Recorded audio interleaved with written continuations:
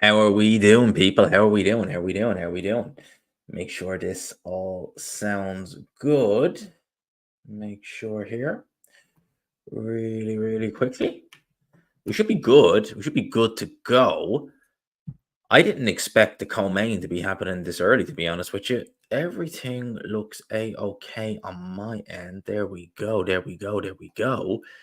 I just want to make sure the sound is okay. How does that sound? Sure the sound is okay. How does that sound? Sound is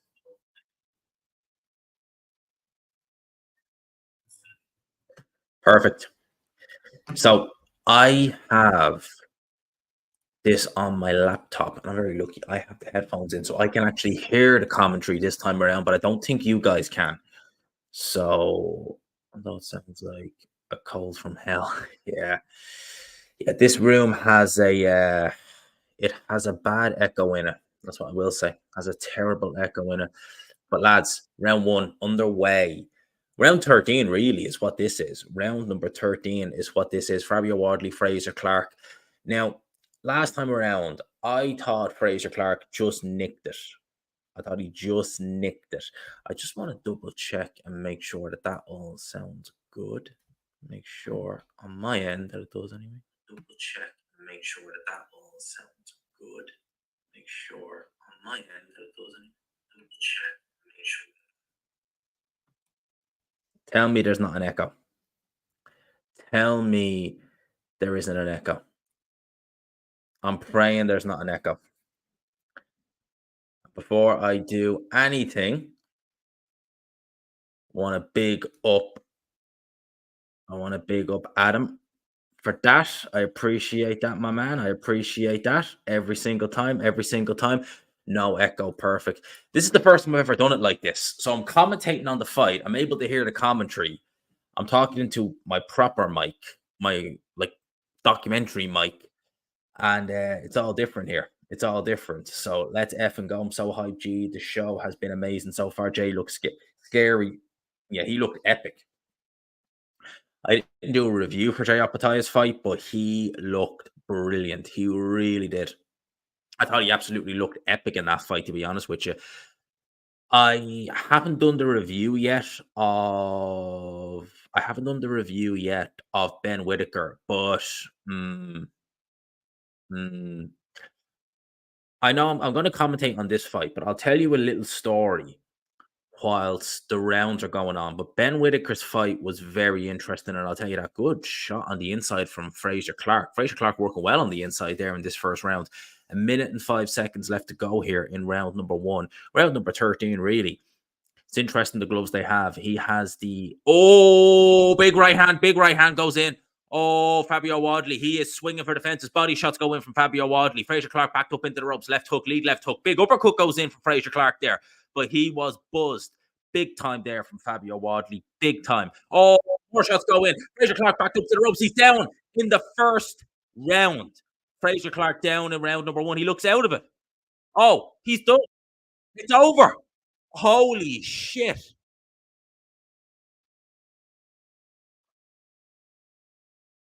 No way.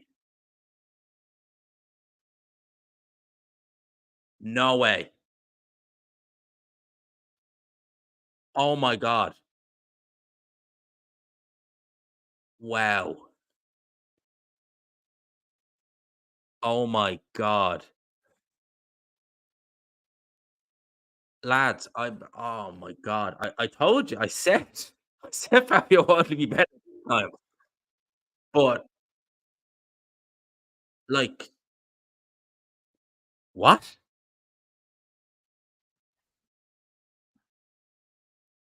Uh, uh, honestly, like, oh my god. I gotta watch this back. I gotta watch this. You gotta see my live reactions. I gotta watch this back live. That was I actually can't believe that. Like, I got me pick right. I picked Fabio Wadley to win, but I'm stunned. I'm absolutely stunned with that. I cannot believe. And you see Fraser Clark, you see the face is like slooped to one side. Like I knew he was having an okay first round, but like what? I'm stumped. I can't believe that. We gotta watch this back. We gotta watch this back. Whenever, please, the zone, play show replay. I know they're checking on Fraser Clark. He seems coherent anyway, but like honestly, guys, that was I can't believe it. Now I want to put Fabio Audley. Do you remember the last time he co-main evented? Clark's jaw looked smashed apart. Yeah, man, he looked out of it. He looked out of it.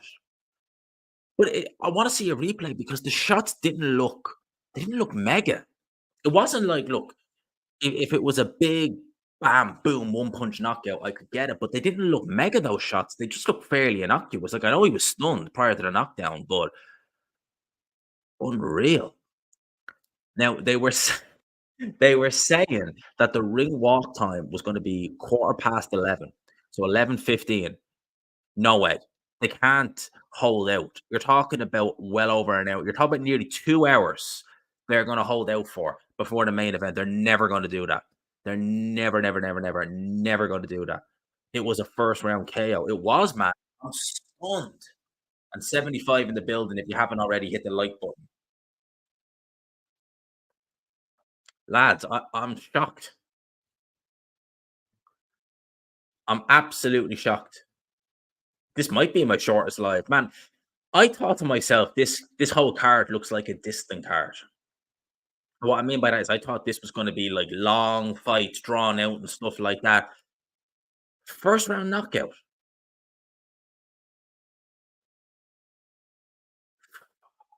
I can't believe it. I mean, I got my pick right. I can't complain, but I can't believe it. First round knockout. I never would have thought that was gonna happen. Never, never, never, never, never. Shout out to the 286 project, man. Oh man, I'm stunned. I Barry Jones said it on commentary. A white collar boxer just knocked out an Olympic bronze medalist in the first round. Let's have a look at this replay again. Okay, so here we go. So Clark has the high guard up, leading with the jab. Okay, that's actually a good little trick to do. Have the big right hand goes in. He gets hurt. Body shots go in from Wardley. Misses a few shots. Very open. They're very reckless. But what did he do? Where was the shot that went in? Clark actually fought back. That was good. Right hand goes in. Clark was hurt. Backs up to the ropes. But that was a big right hand. No, that was a big right hand Clark got hit with. And look at it. The jaws just slooped to one side. Someone said he looked like he had a stroke. He did. It didn't look like a crazy hard shot, though. That's the thing. Like, I mean, I know Fabio Wadley. I mean, look at that.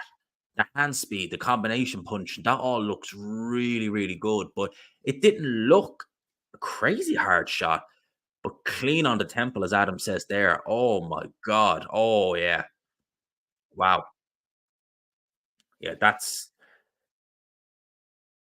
he's never, yeah, yeah. He was out anyway. They were never gonna, yeah, you're right. He is never gonna let that carry on. Holy crap. That's Clark done. There's no way, there's no coming back from that. No way. Absolutely. Look at that. Body shots go in. Clark is just like a just frozen. Look at that. Unreal. I want to see this temple shot. The zone. What are you doing? Don't be pausing on me. Come on, don't be doing that, the zone. Let's see. So he's backed up to the ropes. Big shots go in. Oh, what a right. Holy crap.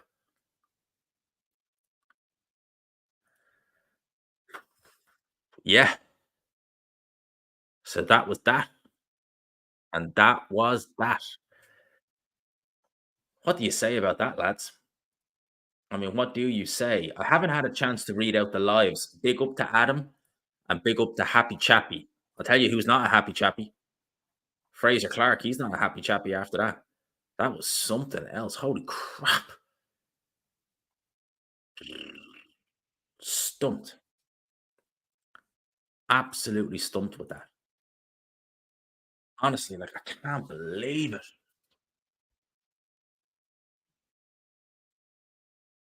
So, what now until the main event, huh?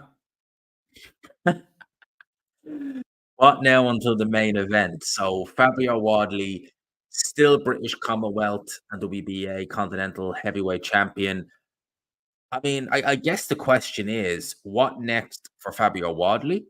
And what the hell happened to Fraser Clark? Listen, I've said it before. I never thought Fraser Clark was going to get to like elite world level, but like you're essentially saying to me that a guy who was at a poor night for boxer. Do you know what, right? That is literally what would happen if you got boxer versus Queensbury. I mean, that may as well be what would happen if it was boxer versus Queensbury. European. Yeah, I would say you're right, mate. European next for Fabio Wadley. I mean, I'm stunned. I really am. What does Wadley do next? He should be looking at international level, surely. Yeah, I think he should, man. I think he absolutely should. I'm stunned. I'm still stunned about that. Again, like going into this fight, I picked Fabio Wadley to win. I thought that he would have more levels to his game. I thought that Fraser Clark did very, very well first time around, maybe unlucky not to get the nod. But I thought to myself, okay, look, as good as Clark was, and maybe unfortunate he was not to get the nod, he's probably brought as good as he has into that fight. I thought Wadley had more levels, but I didn't think that was an option. First round knockout. I'm stunned. I'm abs- I'm, st- I'm still like I'm big up to Adam. I had a feeling as well Wardley would do it in a sense of win, but I'm I'm stumped. Actually, that's a good show. That's a good shout by Michael Thompson there. Tony Yoka versus Fabio Wadley. And that would be a good shout. Yeah, man. I mean, he looked bad. I mean, that guy was knocked cold, cold. Like it genuinely looked like he had a stroke. Like when he went down, I was kind of thinking, watching it live, I was kind of like, oh, that's a bit innocuous. And then I seen his face and I was like, oh, yeah, no, referee cannot let that carry on. No way. No way. Got 101 in the building. If you haven't already, hit the like button, hit subscribe. We'll be doing live commentary for the main event. Only 24 likes, and I've got 100 viewers. I mean, that's just who would win a street fight, Farage or Stalin? Well, to be honest with you, I'd be happy for both those guys to kick the you know what out of one another because I don't like neither of them particularly. But who would I think would win? I mean, I'd probably favor Farage to be honest with you because I think he's got a little bit more cojones than. Well, no, I mean I think there are kids fresh out the womb who have more cojones than him than Stalin. But yeah, I don't particularly like neither of them. So I'd be happy to see both of them get their asses kicked. To be honest with you, looks like he had a stroke. It did, absolutely did. I mean, I- can I tell you something? Like I'd always be someone who I would always say, if someone ever asked me, do you need an amateur career to make it as a pro? I would always say no. No, you don't. Not necessarily. If you are matched right when you turn over, if you have a decent amount of talent, if as I said, if you're matched right and you're brought through correctly, no, you don't need a massive amateur career. However, I guess I kind of contradict myself in one sense because if I see a fighter like Fabio Wadley who hasn't had a long amateur career, I do tend to look at him with a bit of intrepidation in the sense of I'm like, you've not really had a long career, how good can you really be? In reality, no, you don't. You don't need it, it's a benefit to you. You don't want to stay amateur too long, but a white collar boxer beats an Olympian. I mean, there you go. I mean, you pretty much said it there. Congrats on 20K. Thank you, mate. I appreciate that. You can't bargain the Farage. Man, that guy is he's something else. I mean, honestly, I mean politics for me is yeah, it's nothing to me. I don't vote. I don't do any of that. I don't get involved in any of that kind of nonsense. Fabio was very reminiscent of White. It would make sense because he was managed by White and whereas they trained in his gym. Yeah, and to be honest with you, I've always said and I've always maintained this that Dylan White is not the greatest eye for talent. I've always, I mean, at the end of the day, Dylan White signed Alan Babbage. Why? Alan Babbage is. I mean, I'm sure he's got big cojones. He'll go into the gym and spar anybody, but we know what Alan Babbage is. Dillian White signed him. Did anyone see the dent in Clark's forehead? I can't be honest with you, I didn't. Some people were commenting that earlier, but yeah, I hope they don't. I hope they don't. G-Man, how do you think Wardley would fare up against Dubois? Man, based upon that performance, he wouldn't do too bad. I'd probably still favor Daniel Dubois, to be honest with you. But, and again, I'm contradicting myself here because I would look at Daniel Dubois and I'd look at Wardley and I'd be like, the lack of, I know I contradict myself there. I'd be like, the lack of amateur credentials would probably play against them. I read that. Are they going to drag it? I don't think they will. I think they'll speed it up a bit. Honestly, I was thinking this was going to go on way past midnight, but evidently not. I think half the heavyweights now can't deal pressure. Joshua crumbled. Fraser, I feel the same. I'm sure Fabio Wadley must be thinking, why didn't I just apply that pressure way back when? Because he probably could have ended that first fight way earlier than he did if he just applied that pressure. Matchroom and Queensbury are rumored to be doing a 5v5. I seen that. Don't be surprised if we see Wadley on the bill. Well, if you think about it like this, oh my God, sorry. I hate those live links being dropped in the chat because they upset the stream. So I always try and get rid of them. And he's gone. He's gone. Those live links, I try my best never to block anybody because I just try and look, whatever you got to say, just say it. I really don't give a damn. But it's the live links. They're the one thing that I know would damage the stream. So it's always, as soon as I see them, it's like gone. Yeah, I did see it. Yeah, Wadley. At the end of the day, if there's heavyweights involved, Eddie Hearn is screwed. He's screwed. Eddie Hearn is absolutely screwed if there's heavyweights involved because he's literally got nobody. He's got Joshua and Johnny Fisher. I mean, good luck with that. I know. It's amazing, isn't it? Paddy the Scotsman, love the channel. Really looking forward to the main event. I appreciate that, man. And mate, you and me both. I think we're getting the main event earlier now. I seen that we're gonna have those bloody music acts again. I swear. But look, they're gonna put Moses in there with him. Man, I mean, if he's ready for Dempsey McKeon, it's far too early for yeah, good one. Jaw looked broken, man. He looked out of it. He looked flipping out of it, man. That was a bad knockout. I have a few guys with blue wrenches. I don't give them out too frequently, to be honest with you, mate. But I think I'm gonna need to start getting some more moderators in for that reason. Because as I said, I try my best never to block anybody. I don't like that. I don't like blocking anyone. People can say whatever they want to say about me, whatever the hell. I don't really give a damn at the end of the day. But when it's links like that by those bots, it's like, oh yeah, they can do that. They can have those issues. And I just don't need those issues. So whenever I see that going in, it's like, boom, gone, see it. It's like, that gotta go. That cannot be happening. Yeah, when I was watching it live, I mean, you'll hear my reaction. I was kind of like, it doesn't even look like that hard. I was looking at Clark and I was like, oh, he's down. He'll get back up. And then I seen his reaction. I was like, oh, that's not good. So yeah, man, it's some knockout, man. 109 in the building. If you haven't already, do please consider hitting subscribe.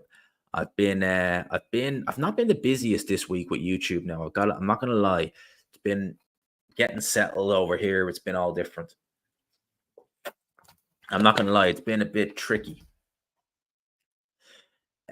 Big up to Chili Beef 99 RIG, man. Mate, while you're in London, you must have had a soft beef bagel down Brick Lane. I've been to Brick Lane prior to me coming here, but I've only ever gone for a coffee. I've never ate anything in it. So I can't actually tell you. Um, London, and actually, you better be grateful because my bedroom in this flat is flipping roasting, and I have the window closed because I've had the window open pretty much the entire time since I've been here because this flat is so warm. And just to make sure this stream sounds nice, I have the window closed and it is flipping roasting. It is a warm, warm room. I will tell you that. But yeah, man, the move to London has been interesting. I've been look, don't get me wrong. I mean, like it's different, but I'm not gonna lie. I'm missing home. I'm missing home. I have the place for a couple of months, so we'll see how it goes. And it's weird, right? Because people have always been telling me, and look, I know this as well, that back home in Dublin, I should have changed things up.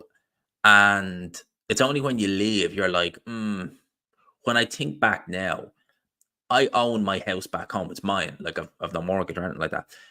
And it's like, the things I could have done that I didn't do, which would be like my bedroom, which is the smallest bedroom in the house, in my house back home. I have a spare bedroom, which is twice the size. I could easily move my stuff into that and then make my old bedroom, which is small, into a studio. And it's like, why didn't I do that?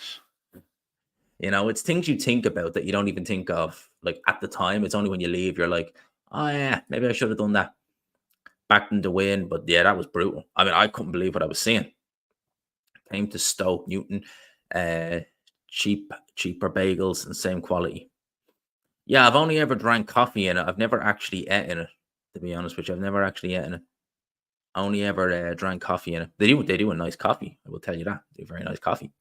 Congratulations on the move. I don't comment often, but I've watched videos for the last 2 to 3 years. Really enjoy the content. Respect your opinion. To Corey King, mate, I appreciate that. Thank you so much, man. If you've only ever watched one video, I'd appreciate that.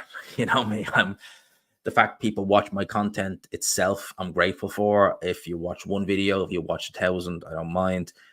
But I appreciate that 2 to 3 years, man. We've come a long way in 2 to 3 years, haven't we? Come a long way in 2 to 3 years. G-Man, what do you think? What do you think to Teddy Atlas' prediction of a late TKO? Who's the late TKO for, mate? To be honest with you, Teddy Atlas is an interesting one.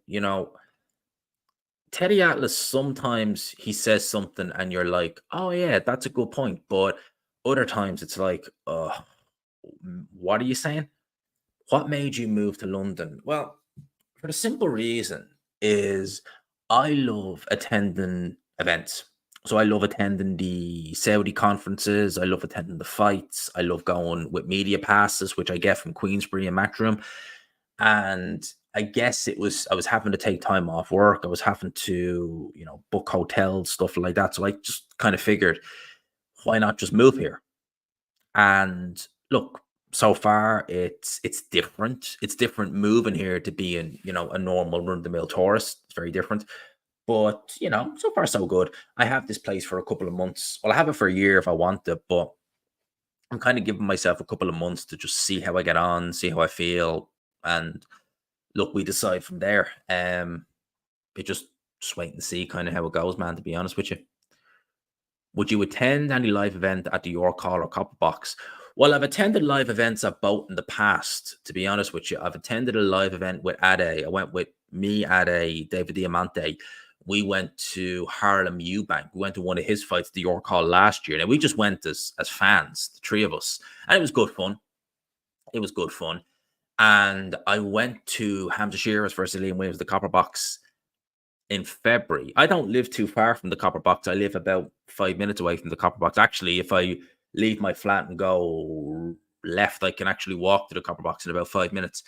So yeah, look, I will hopefully try and get to as many as we can, hopefully. But yeah, look, we're gonna just kind of just see how things go for the time being, see what way it is, and kind of take it from there, so to speak, man. To be honest with you, that's kind of going to be the way I have it doing things moving forward. So, but yeah, like So far, it's okay. You bought Hackney boy? No, other side of Hackney, Stratford boy. Definitely that man. You've only moved to London unless you're interviewing fires. There are too many doing that. Mostly very bad. Yeah, I'd like to add a different kind of. I'm gonna try and add something different. It's very difficult to actually get interviews. As someone saying they can expect to see you doing press conference content. I hope so, man, but it is very difficult. I mean, my channel is 20,000 subs, and it's still quite difficult to actually get words with the big channel or with the big interviewer with the big promoters.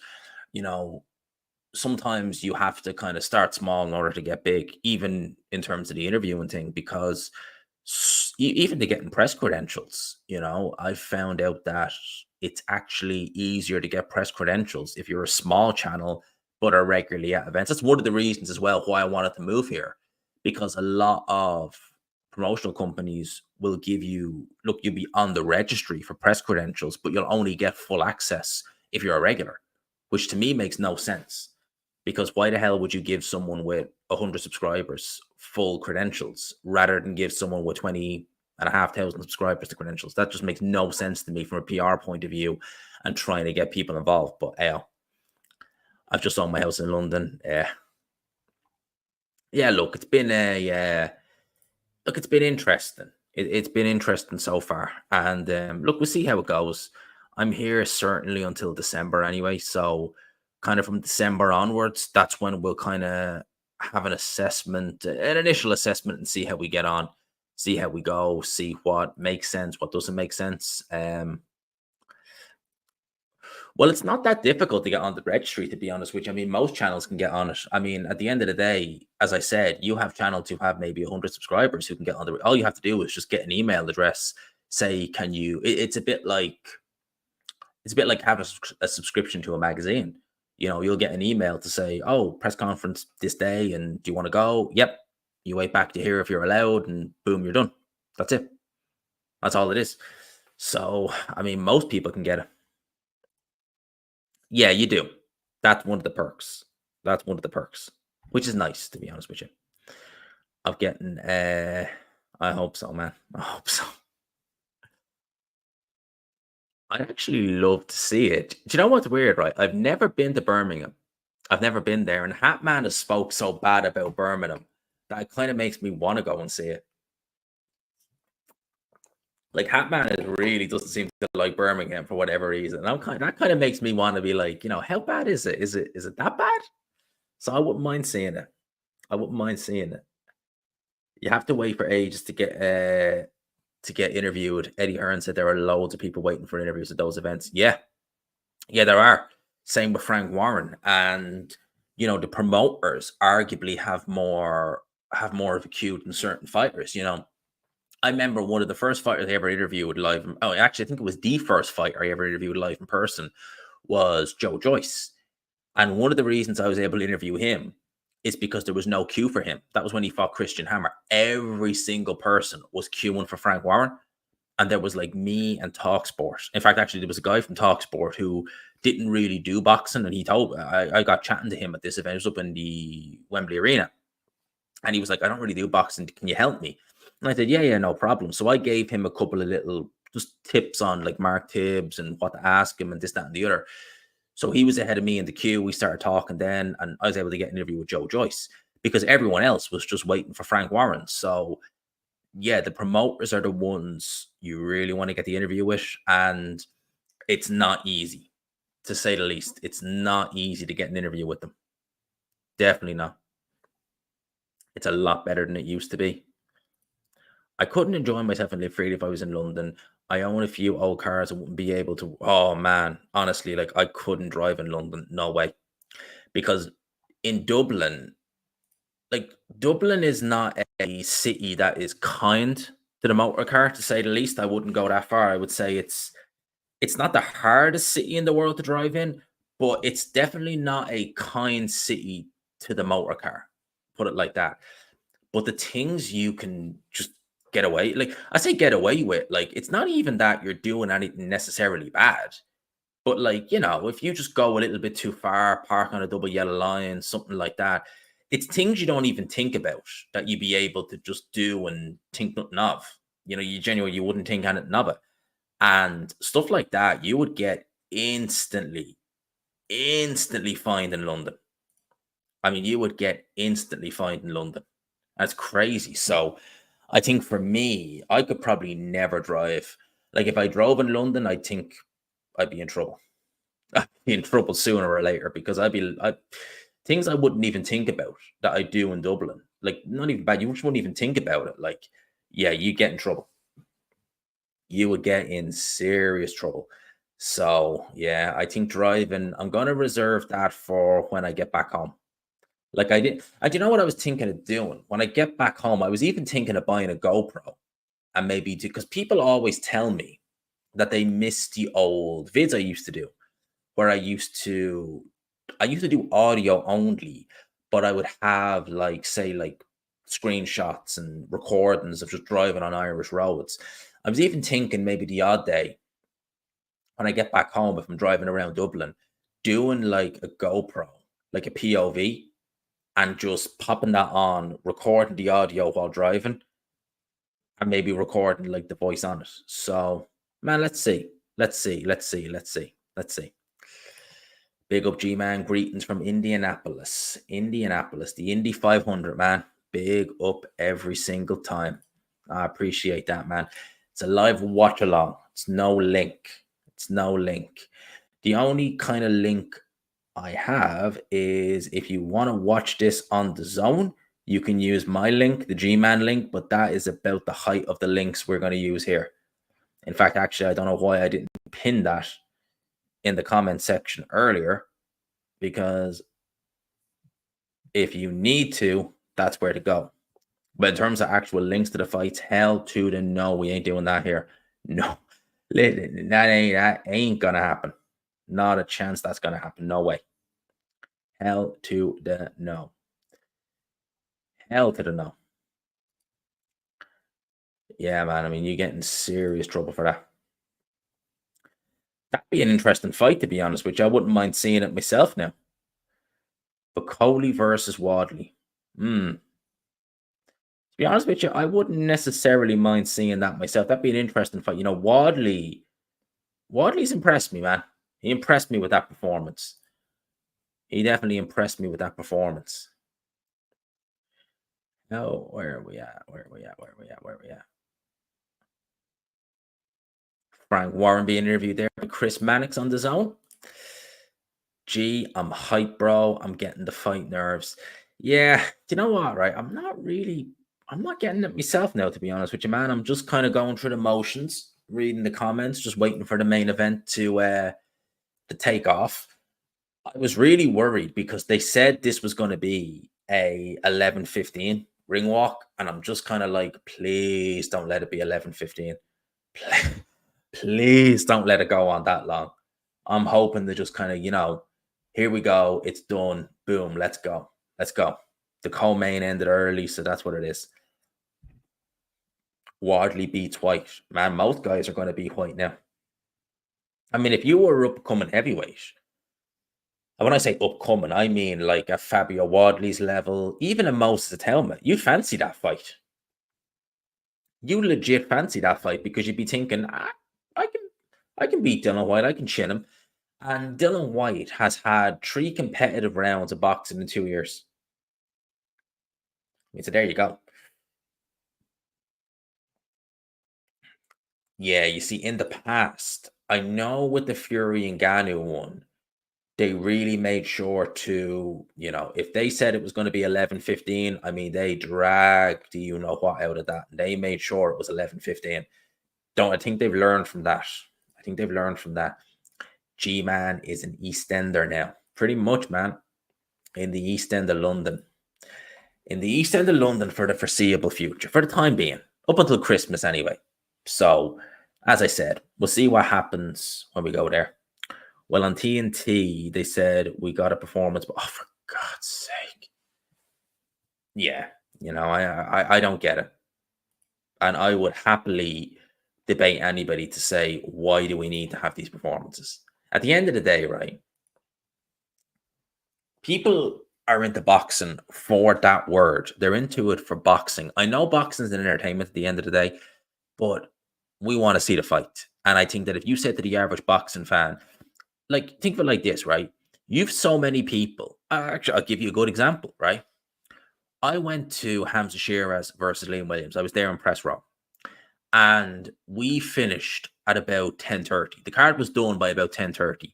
So we stay back for an extra half hour because they're taking the ring down. They let the media in to interview some of the promoters, people who are, hanging around at ringside, and everyone was happy it ended early. Even though we're just like, yes, it's all over early. We can go home. Some people went to the pub. I just went back to my hotel that night. But everyone was happy it was over early. I was back in my hotel by a little after 11 o'clock. I think it was nearly half 11, right? Everyone's happy. No one's asking to stay any longer. No one is. People want to see the fights and then go home. They do not care about Busta Rhymes. I was never a fan of Busta Rhymes, to be honest with you. Never a big fan of his. Honestly, it just, for me, it's like, why do we do this? It just doesn't need to happen. And there's 134 in the building and only 54 likes. So if you haven't already, do please consider hitting the like button. And if you haven't, if you're new, if you're only seeing this channel for the first time and you like what you see and you're thinking this guy talks a bit of sense, please hit subscribe. G-Man, off topic, but who are you picking to win the race in Kota? I feel like Red Bull are going to pull back some form. Well, they're due a win. They're due a win. Obviously, I'm a Verstappen fan, so I'd like to see them win. McLaren look hard to beat, though. I mean, they really do. They're looking hard to beat these days, man. I think Red Bull's fall from grace has been sudden. It's been quick. I didn't see this coming. Like the fall they've had has been really quite remarkable because Red Bull, even during the hard seasons, even during the Reynolds seasons, they always you always knew the team was one, if you know what I mean. Like there was always a leadership there. There was always something good there. Everything was seemingly pretty good. And even during the hardships of those days, it was still the team that won those, back-to-back championships with Vettel, those constructors championships. Ever since Christian Horner, those allegations came out about him at the start of the year, it just went from last season winning all the races bar one to this season, starting out so good and then just falling off it was crazy. So yeah, look, I'm a Verstappen fan, so I'm not necessarily a Red Bull fan, but wherever Verstappen goes, I'll support. So I would take it to the bank that 2026, I wouldn't rule out him at Aston Martin. I wouldn't rule it out. And in terms of Red Bull, I think that this season they've made some bad decisions. I mean, I like Sergio Perez, nothing against him, but he is performing worse than Daniel Ricciardo. And, there you go. I mean, Ricciardo's now out of F1. That's him done. His career in F1 is done. And Perez is signed up for another season. I mean, there you go. I mean, just there you go. So, what more do I have to say? They've really, I mean, the wheels are falling off quicker than I ever would have thought. Yeah, it is just part of the deal, Riyadh season, but I just wish they'd get rid of it. I don't understand why fighters do that. They think, oh yeah, I was too weak first time around. Yeah, coming in heavy. When has that ever worked out well? They're 22 Mercedes, and I'm picking Max for Mercedes. I don't think they will. You think so? See, they signed him to a new deal this season, and I thought that was a mistake. I was thinking, why would you sign Perez to a new deal mid-season? Yeah, he's finished in second every race, but that's because you have the best car. And, user doing well. The minute, like what race was it where he went from second on the grid to like 8th on the grid? Was it Spa? I was just thinking, like, that's just not good enough. You can't do that. Would Ricardo do that? Probably not. Would he win? No. Would he challenge Max? Probably not, but he'd be thereabouts. and that's what you really need. So yeah, I mean, I don't know. I don't know. I think for me, it's like the wheels are falling off Red Bull now at the minute, and I really don't know what to say. I don't know what they're going to do. Um, yeah, man, it's tough times all around for them. Like I said, I don't really care about Red Bull too much. I'm not that big. I was never that big a fan of Red Bull, but I do like Max Verstappen. I do like Max Verstappen. I think that's why they got Lawson in. I mean, Lawson is good. He's solid. You know, Sonoda, I just think it's taken him way too long to get, like, if you think about it like this, he's been in F1 now for what, 3, 4 seasons? And it's only now, like, he's starting to show some, like, yeah. I think that Red Bull Junior program, it finds some good drivers, but it finds some sloppy ones. And they think can be good, but they got to put in some development. I think Red Bull, I don't know, it's a bit all over the place now at the minute. It really is. Do I like gingers? Well, I've nothing against them. Personally, like in terms of a ginger girl, I've never dated it. Have I ever dated? No, I've never dated a ginger girl in my life. Um, I can't say that they'd be my first choice, to be honest with you. But look, I've got nothing against one. If I met a ginger girl and she was cool, if she was, if I found her attractive and she was cool, then yeah, I mean, I'd go for it. But yeah, nothing against them. I did see it. Yeah, review of that will come. Believe me. Max and Alonso as teammates in a top car would be awesome. Yeah, it'd be brilliant. It would. It'd be absolutely brilliant. The problem there is though, is that you have Stroll, who is, and that's not me saying that because he's a good driver. He's not, but like his dad owns the team, so what can you do? Thank God I was listening to the pay game. To be fair, they do find these guys. TF, do they find these guys? Huh? Oh, you mean I know what you mean there. Rather hear Garrett Davis and those guys sound like a bunch of women at a salon. Big up to True Geordie. Now he's rocked up in the comments plenty of times. I got a lot of time for him, and yeah, I've seen a couple of the Pain Games commentary. I think your boy could do a good job there, but hey, maybe that's wishful thinking, man. Maybe that's wishful thinking. But big up the True Geordie at the Pain Game. Look, they do their own thing. That's 100%, man. And yeah, man, it's good for them, man. And listen, I've listened to their commentary. I love the freak out reactions. I love that. That's good going. Hey lad, where in Ireland are you from? Dublin accent. Yeah, I'm from the north side, from Fingal. From Swords to be specific. Because people never can figure out where I'm from. They're like, are you Dub? Yeah, I'm definitely Dub. I'm from Swords. Swords, County Dublin. Yeah, he got obliterated, man. I'm missing out. Am I really, like, again, I can't say I've ever looked at a ginger girl and really found her attractive, to be honest, which I routinely tend to go for, like dark brown hair girls. Routinely anyway, more often than not. More often than not. I've dated a few blonde girls, but yeah, I mean, meh, meh. But yeah, I can't really say I've ever really gone for a ginger girl. Like, not that I can think of. I mean, maybe I've kissed a ginger girl the odd night out, maybe. I can't really remember. But yeah, it's not something I've ever gone for. If Beterbiev is a very, very smart fighter, I will definitely say you're right there. And people, if you haven't already, smash the like button. If you haven't already. What was it saying there? I take it you don't like McGregor. I mean, what would give you that impression?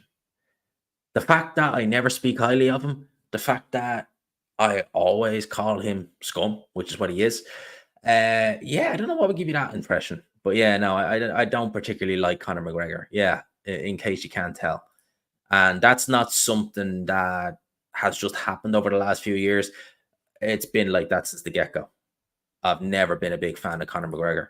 I just think the guy is scum, and yeah, that's always been how I viewed him. To be honest with you, I've never viewed him as anything other than that. So, look, if you like him, there you go. Yeah, I heard the Pain Game panel on the YouTube podcast. My ears. Yeah, look, as I said, True Geordie's rocked up in the comment section of some of my videos. He's a good guy. I've got a lot of time for him. I've had DMs with him. And like, I think that like he's taken, and I don't mean this in a bad way, certainly not. I think he's listened to some of my videos. I think he's even kind of admitted it and said, I've taken a little bit of inspiration from what you've said and used it on my own. I see that as just amazing. I'm kind of like, yeah, man, that's really good for me. I love that. I think that's brilliant. I don't care if someone literally repeats me verbatim. I'm like, go for it, man. That's good. Like I've given someone something to think about, and then they're talking about it. So I consider that a good thing. I don't consider that a bad thing. So I'm happy for him to say that. And in terms of the pain game, I've listened to plenty of their videos. I've listened to some of their live commentaries, and it's been fun to listen to. It's been fun when someone gets dropped and you see the reaction and stuff like that. It's different. I think because the pain game is a bit more laid back. It's not as they can swear when someone gets dropped or someone like that. It's not as serious as if it was, we'll say, the zone. They can't say F you or F that than other hosts. Yeah, man, they're good, man. I heard of another Irish YouTuber that the Irish don't like their idols. I've heard from another Irish that the Irish don't like their idols like Bono. Well, I was never a big fan of Bono, yeah. So I mean, there you go. But listen, I've always been someone where I don't really try and idolize anybody, because why would I do that? Because they've got flaws. What's the point in that's why I never understood fanboys. And that's why I always try and say, look, I don't care who they are, what they say, or what they do. I just call it like I see it. I I try not to be impartial. I don't look at someone and put them on a pedestal. I never do that. I just kind of say it like I see it. Do I like Bono? I never met him. Would I like him if I met him? Probably not, from what I've seen. Do I like his music? Not really. So, I mean, there you go. In terms of other Irish guys, other Irish celebrities and stuff like that.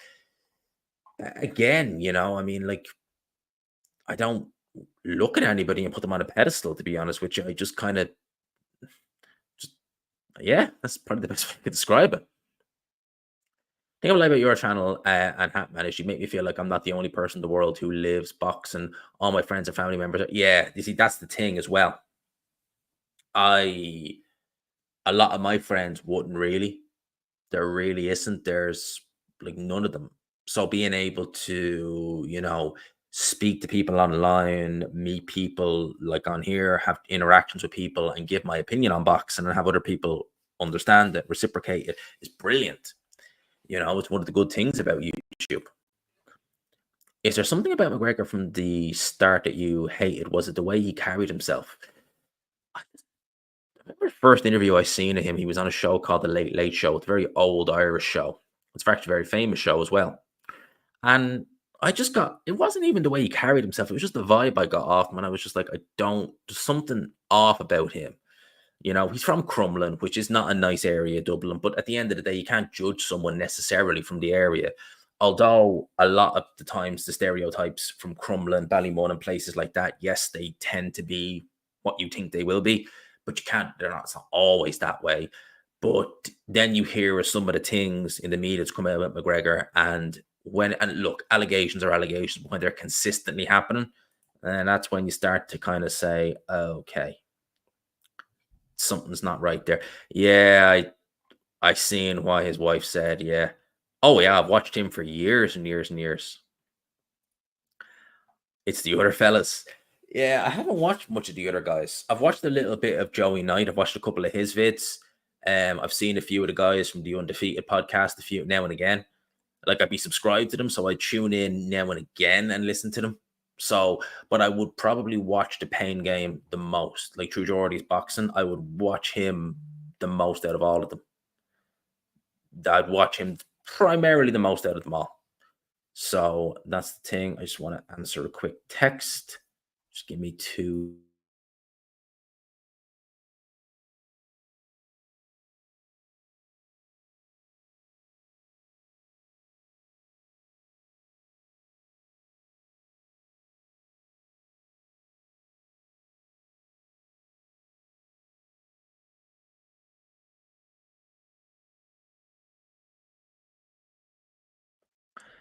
Sorry about that. I had to answer something real quick there.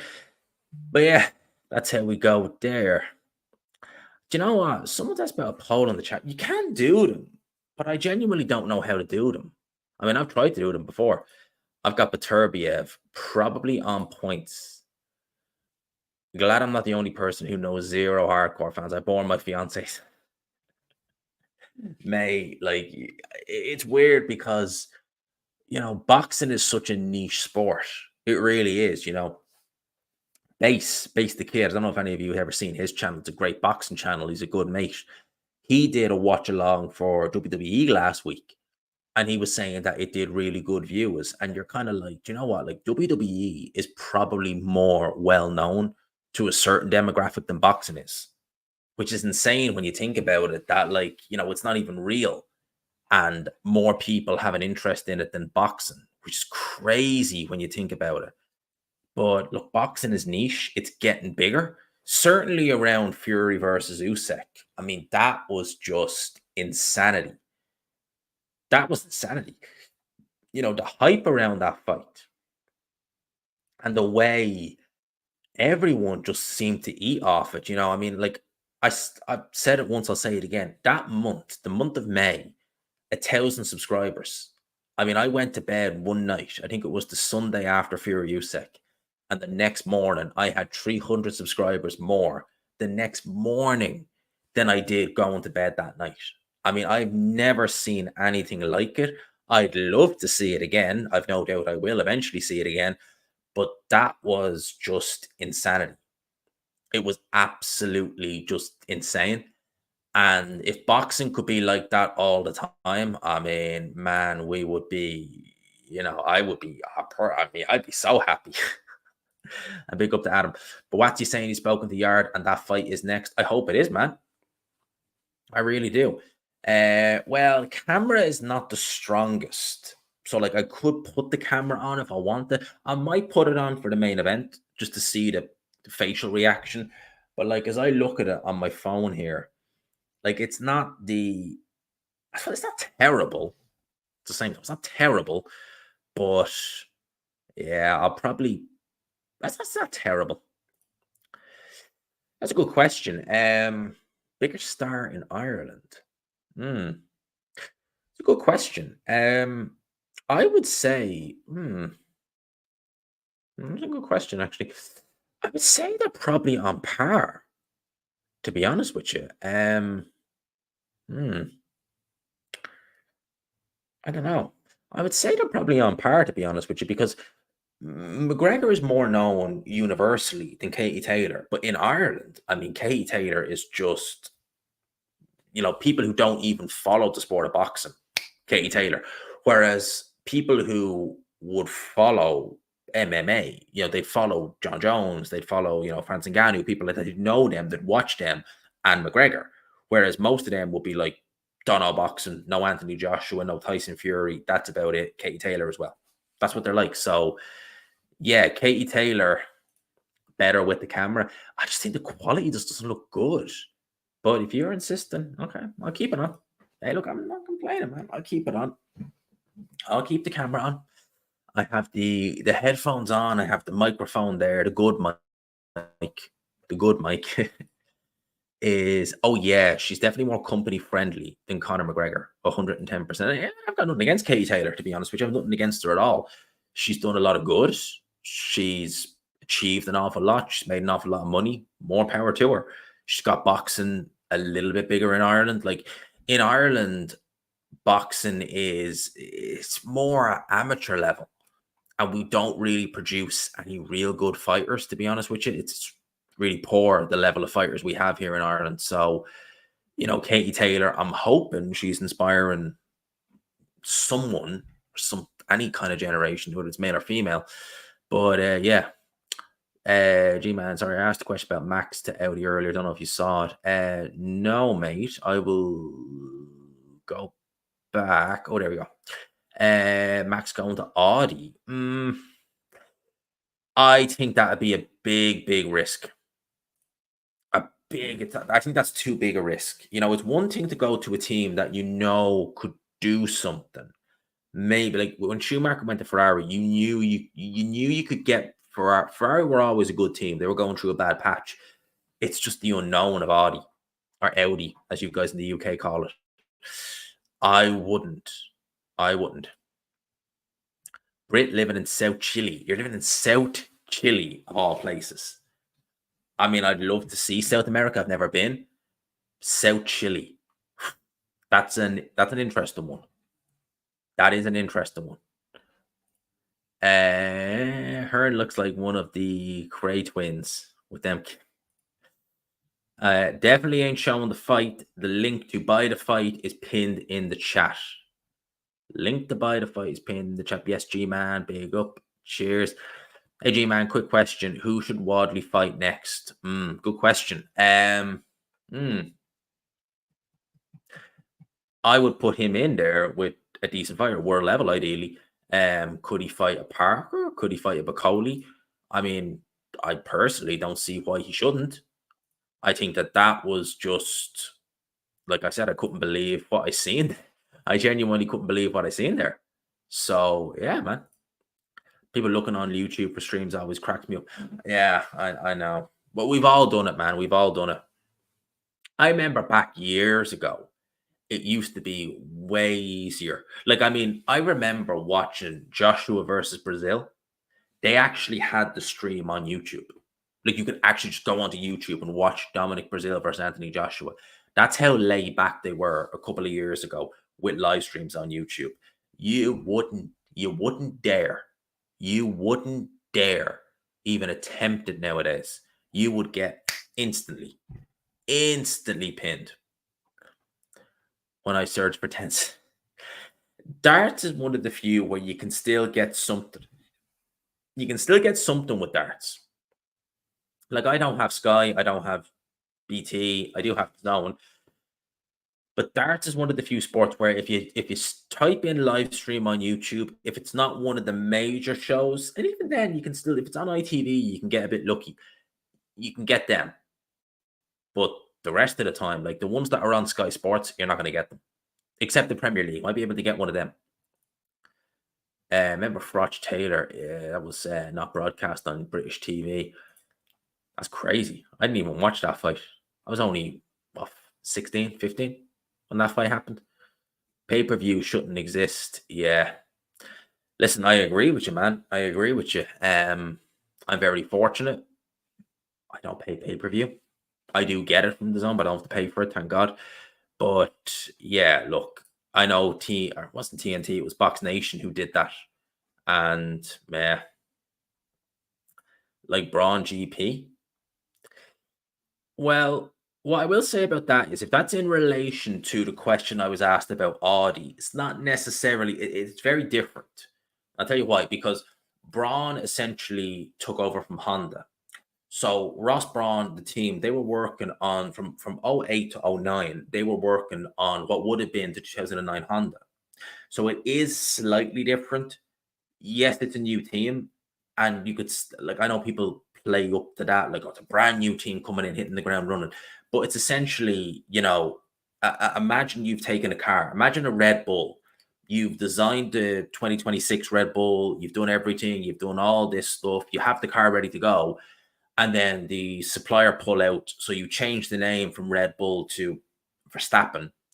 You change the engine from Honda to Mercedes, and that's it. Like, it's not necessarily a new team. It is, but it's not like a new team straight off the bat. It's essentially a new team that are taking over from the previous season's car that was always going. So, like, if Honda had carried on to 09, it would have been competitive anyway.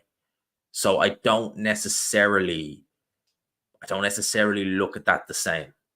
To be fair, I don't necessarily look at that as the same. But that was a good season. Yeah, Barrichello and Jensen Button were great. I also watched. I don't remember that. I watched them on Eurosport.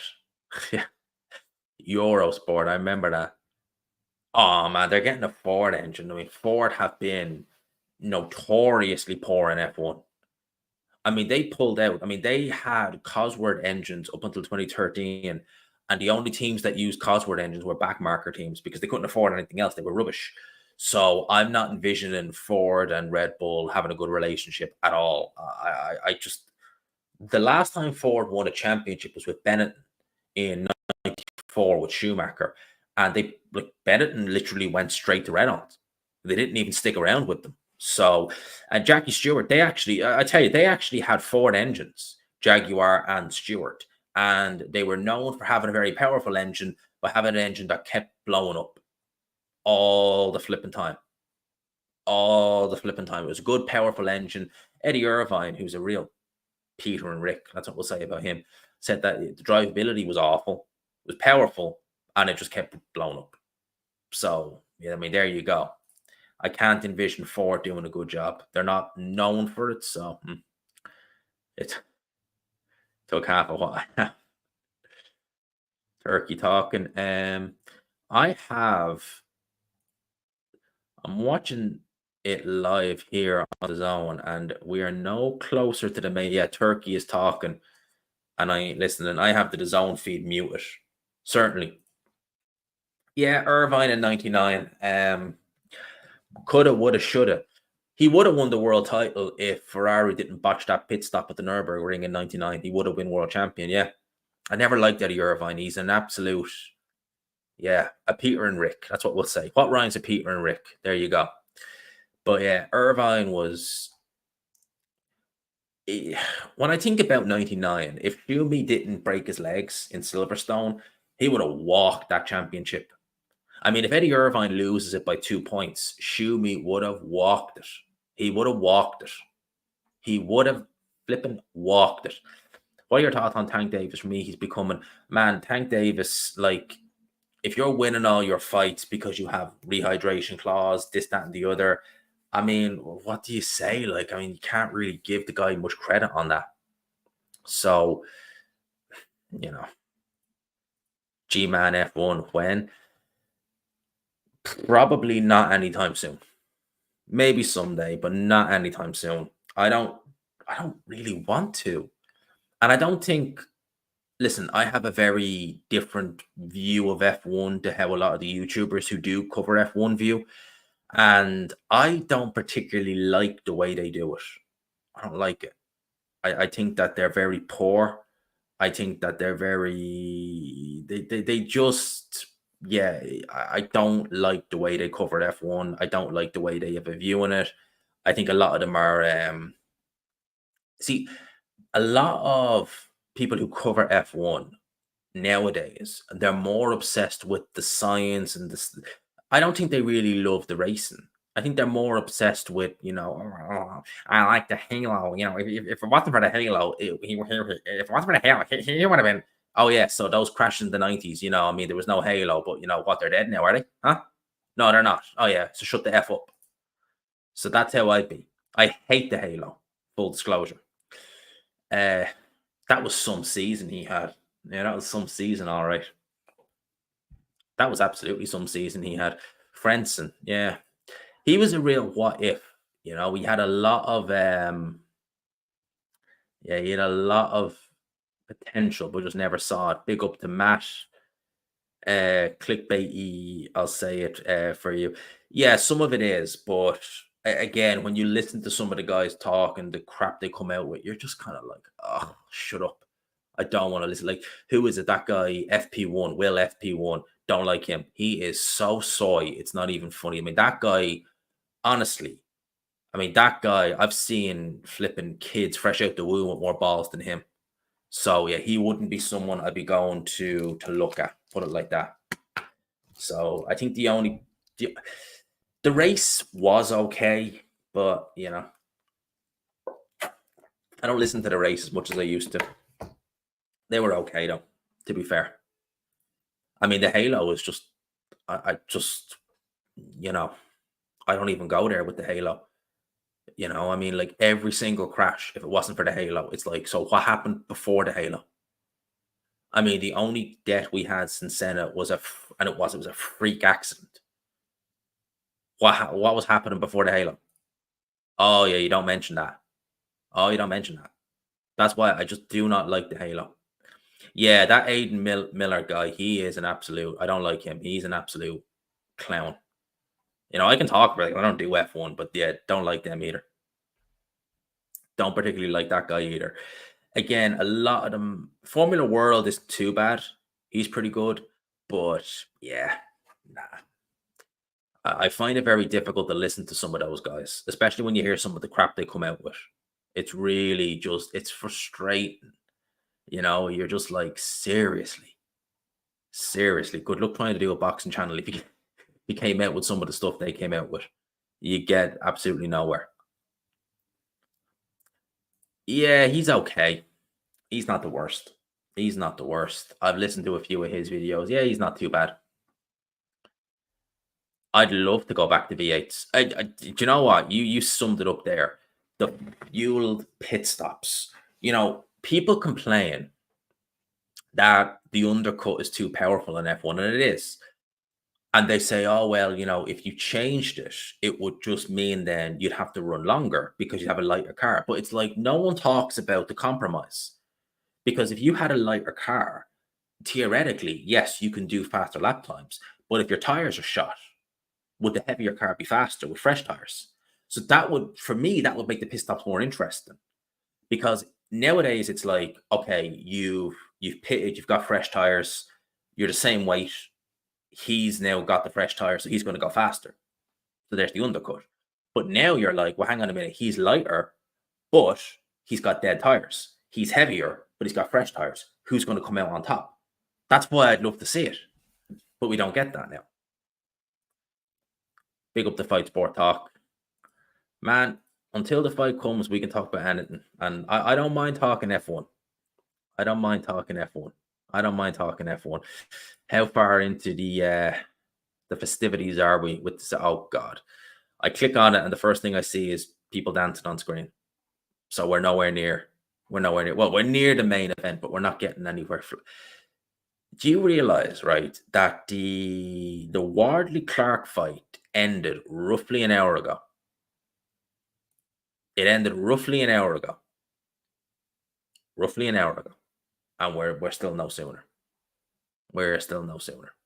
So there you go. I wish they just get on with it. I wish they just get on with it. I've never had a word with them. Was light car versus tires in Italy. Yeah. God, I remember those.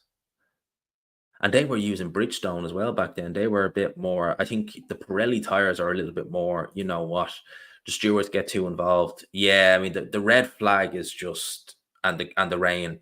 I mean, again, you go back and look at the early 2000s, late 90s.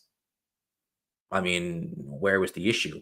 And I think as well as that, back then there was no social media.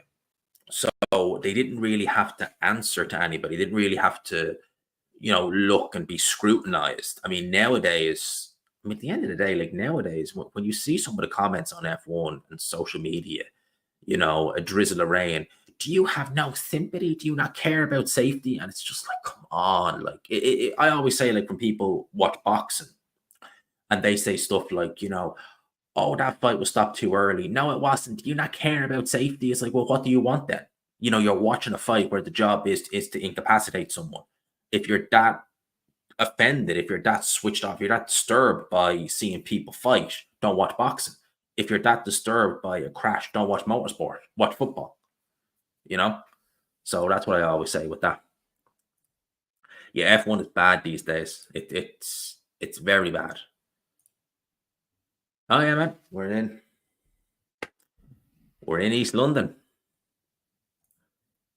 Alonso, definitely Alonso. Yeah, the music concerts are, and I seen briefly little bits of the giveaway. I don't know what it was about. Didn't care to figure out, to be honest with you. But yeah, it's there. Do I like Hasid Racing reviews? I can honestly say I've never heard of. Never heard of them. F1 drivers round robin and boxing. Who are you picking? I would probably go with Verstappen. He seems to have a bit of dog in him. Do you remember when Esteban Ocon took him out in Brazil a couple of years ago? I wouldn't want to cross him. I'd probably pick him. Yeah, I'd probably pick him over most of those guys. He has a bit of fire in him, you know? And I think that's the thing as well in F1. It's not just the fact that the sport has got a lot more progressively woke.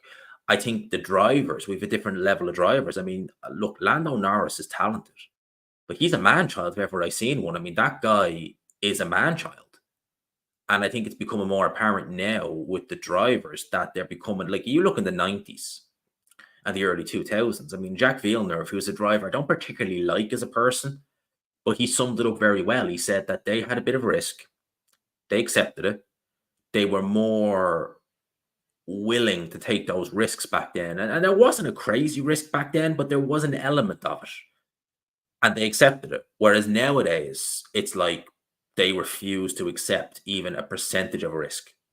They just will not do it. And like I said, you see people like Lando Norris, as good as he is, he's like a man child. You hear how he carries on and throws temper tantrums, and you're just like, come on, mate, like, what the hell? So yeah, I don't think it's just the fact that F1 has got progressively worse in terms of the scrutiny and stuff like that. I think the drivers haven't helped as well. They definitely have, because I think if the drivers put their foot into it and said, "Don't care, we're going to do this," you would see the FIA and stuff like that probably relax it a bit more. But hey, it's the drive, it's the way the drivers are. So there you go. There you go. Just enjoy it and stop complaining. Well, it's hard to enjoy it when people water it down. Yeah, Piastri is a different breed. He seems to be one of the new breed who can actually drive and actually seems to have a lot in him. So I have a lot of I'm expecting big things in Piastri's future. A lot of big things in his future. I think he's going to be a very, very good one. Yeah, I mean, and again, there you have it. IndyCar is a perfect example because you have drivers who go from F1 who are like, well, I want to race in Indy, but I don't want to do ovals. That's the whole point of it. I mean, the ovals are there, like that's part of it. So again, you know, the ovals, and I love watching the ovals. That's probably my favorite part of IndyCar is the ovals. The ovals are fun to watch. They really are. Uh, Bricktop and Eddie won't tell Turkey that people don't appreciate. Yeah, they probably won't, to be fair. Is bloody loving the concert, aren't you? Oh yeah, man. I'm in my element. I'm in my flipping element. As I was never a fan of Busta Rhymes. I was never a fan of his music. He was never a rapper who really did it for me. So, you know, but even saying that, even if there was a rapper who I did like, I probably wouldn't even care that much, to be honest with you. Has he been axed by Metro already? Because I know they're doing a show in Puerto Rico in I think December. Has he been axed from that already? One fight? Jesus. I mean, that's proper cutthroat. Someone asked me when I want to do a bars in Dublin. I mean, Patrick Kearney's on Dame Street is pretty good. That's all right, but I don't really tend to go out in Dublin City too much. I tend to more so just kind of keep to my hometown and really go out there. So I wouldn't really know that much. I want Ice T appearing and performing, pimping. Yeah, man. Can't show you obviously, but like this isn't obviously my bedroom. You've seen my bedroom on some live streams. You see the TV in the background. So yeah, and actually I have my window closed and it's flipping roasting in here. But yeah, we're in the East End of London until December, and I have the lovely view of a shop of some kind outside my window, amongst other flats. So yeah, that's what we got. That's what we got. My thoughts on the Whitaker fight. He was struggling a bit, to say the least. He was lucky. He was lucky. Yeah, man. Look. Anthems and concerts are annoying, and big up for the £2. I appreciate that. £2. I appreciate that, man. I appreciate every little bit helps. You helped me pay my rent, man. You helped me pay my rent. Most other people. I've done well tonight, actually, on the lives. I think I'm up to about £50 now. So I've done pretty well tonight. I'm not going to complain. £50 for just an hour and a bit of talking. I mean, I'm doing well. I'm taking that. And thank you for the £2, man. I appreciate that. Yeah, I don't know. And you know what? Like the fight ended an hour ago, and I've been look. I don't mind. I'm happy to sit here and talk to you guys any day of the week. But like, when you want to watch the fight and you're like, right, let's get this fight on the way, and you sat here and you're just like, yeah, nothing's happening. Why is nothing happening? It can be a bit annoying. I'm not gonna lie. It can be a little bit frustrating. And for me, yeah, just all this just anyway. Um, I'm hoping soon. They really do push these out, don't they? So loud. And that's not bad. I wouldn't even say that's a bad thing. Well, if you had asked me prior to Joshua Dubai, I would have said not much of a chance, but I mean now maybe. I He stunned me. He stunned me. I couldn't believe he did that. So yeah, I mean I would give him a good chance to be honest with you. What is this garbage? Yeah, man. Are you in a hotel or like at my own place? No, it's my own place, man. Own place. It's a flat. Good. Does the job. Bed, shower, everything, Wi-Fi, all that. So we're doing well, man. We're doing well. But not gonna lie, I do miss home. I am missing home. And it's only when you leave you think like, ah, I could have probably done this or done that or done this. And thank you for the €5 for that. €5, not pounds, euro. Thank you. I appreciate that, man. I appreciate that. Uh God Santic. Keep up the hard work, man. We will do that, man. Oh yeah, Sierra, she's singing. They paid millions. Yeah, that's the thing that I just don't understand, right? So I understand people will say that the cards aren't as good as they maybe necessarily would have wanted. And I accept that and I respect that. Although saying that, I think that they're still good. They're just not as good as, say, the Day of Reckoning or something like that. But you can definitely make the argument that the money they're spending to get these stars over to sing and do these shows and to the whole set really for the performance, you could definitely make the argument that the money they're spending on that, they could easily afford a top level fight, certainly a 50-50. And to be honest with you, I would say that that's actually, yeah, that's 100%. You're absolutely spot on. You could make the show better by just getting rid of because no, yeah, no one asked for it. Yeah, yeah. You see, that's the thing. But see, I prefer Southwest London, but it is expensive, man. It is expensive. If it was up to me, I would love to live in Westminster. Oh, I love Westminster so much. But yeah, I ain't making that Saudi money, man. I ain't making that Saudi money. So we're in the East End for the time being. For the time being. Oh, how I would love Westminster. That would be brilliant. Living in Westminster, I love Westminster. But yeah, yeah. Oh man, honestly, like it's just the co-main ended an hour ago, over a flipping hour ago. And by the way, there's 194 in the building and only 83 likes. 190 concurrent viewers and 83 likes. If you haven't already, do please hit the like button. And if you're new, if this is your first time watching, if you're new to the channel, if you think this guy sitting here talking into a mic about boxing is good, please hit subscribe. I want to get 21K as quick as I can. Have I got a job in London then? Kinda. So I'm doing my old job, my normal job back home. I'm just doing it remotely. So I mean there's that. So and listen, if it doesn't go well, I can just go back to doing it back in the office in Dublin. Yeah, man. I mean those Japanese shows are good and there's none of that, you know. So look, I just don't understand the whole need to have these guys on it. It just for me just makes no sense. No boxing fan is asking for that. But look, we're stuck with it for the time being. Is it over yet? Man, I keep clicking onto it, hoping that it is, because this just seems to drag on. I mean, again, just think of the money they spent. Okay, I think it's over. I think it is over now. But just think of the money they spent on that show, like just purely for that performance or those performances. It's like, why couldn't you just put that into the show, as in like to make the boxing better? I don't know. 200 concurrent viewers. There you go. How about that? So again, if you haven't already, hit the old like button, hit subscribe, all that good stuff. In particularly, hit subscribe. Channel's good. Trust me.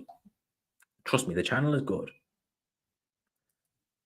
I would imagine. I don't know. I think they're trying to make it a spectacle for everybody, but I mean, boxing is that's what people want. They want the boxing. They don't want the shows. No one's ever the complaint people had in boxing was that the big fights aren't getting made. And it's true, the big fights weren't getting made. But, you know, they're getting made now, and that's what we were asked for, and they never asked for any of this stuff. Been subscribed to your channel for years and just clicked it and said it was unsubbed. Oh, well, I appreciate you subbing now, man. I appreciate you subbing now. Let's have a check. See, look at that. Oh, yeah. Another subscriber. Boom.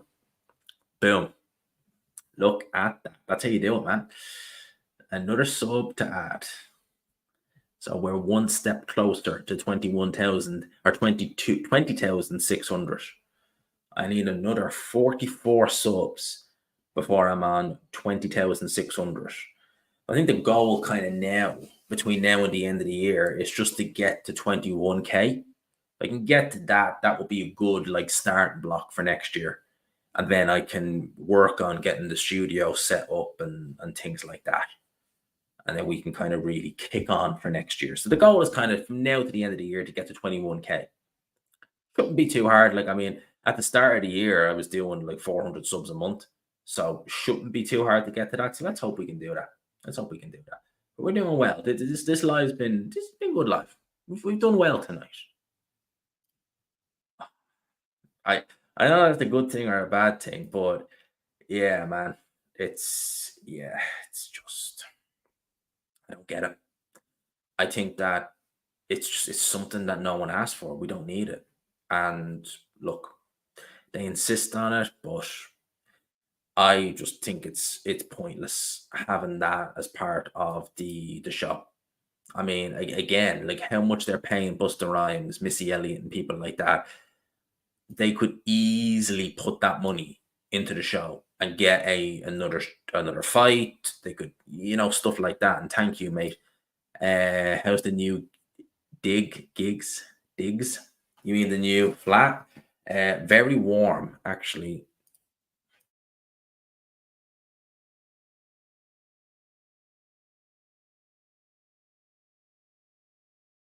It was so warm that I've actually had to open a window because it was flipping roasting in here. It's very warm, this flat, which is not a bad thing, but it can get a little bit too warm. So I know opening the window might let some noise in, but it's warm in here. It's warm. So look, I'll open the window. Winter is coming. Well, it's already cold enough here, like in London. I mean, I went for a walk. I walked from St. Paul's to Westminster today, and like it was cold. It was cold, and it was spitting with rain at times. So it wasn't the easiest. It was fine. So it's a nice little walk from St. Paul's to Westminster. But yeah, see, I think because my house back home, my bedroom back home is kind of at the back of the house. So there's always, it's actually a very poor room to heat. So I'm quite used to my room being cold pretty much all year round. Like it doesn't get hot in the summer, it just stays kind of room temperature, but it gets cold in the winter. So for me, I'm just used to a cold room. With this flat, it's like warm the whole time. And you're like, holy crap. Have you realized that England is crap yet? I wouldn't say crap, but it's different. It's not crap. It's much bigger than that. I'd have to show you the ins and outs of it, but it's actually a particularly big wardrobe. You only see a little tiny speck of it. Yeah, someday, man. But like right now, I'm just focusing on just getting this off the ground. I know some of you would say that that's already been achieved with 20K subs, but I don't think it has. I I think there's a lot more left for me to do, and I don't want to commit to like back home. I've dated more than my fair share of girls back home, but I never wanted to commit to anything because I always knew that this will take precedent over everything. And I'm still at a point where it is. So until that changes, I don't want to settle down. You look like you're in a call center. The only reason I have the headphones on is so I can listen to the zone commentary. Like that's the only reason. Other than that, I would take them off because I don't technically need them. The mic just plugs into the laptop. But look, I have them, so I mean, there you go. So they are having the ring walks. Beautiful. Again, like it's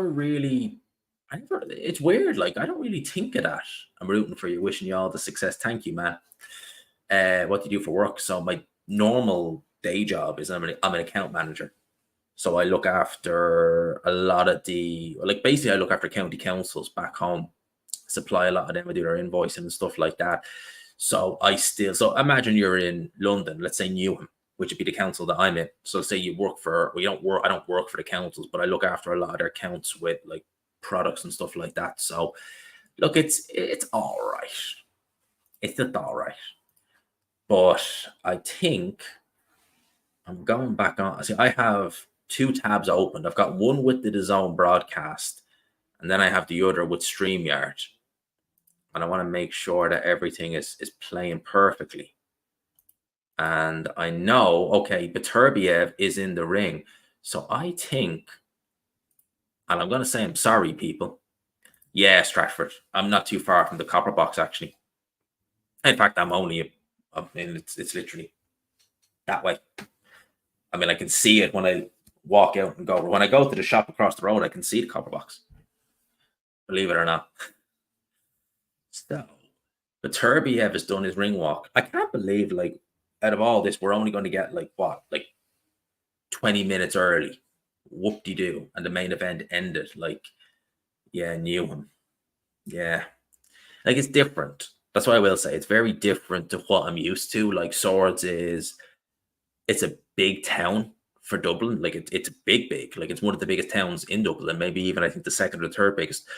But yeah, it's obviously very different to like Newham, Stratford, and places like that. But look, we're getting used to it. I'm here until Christmas time anyway, so let's see what we do.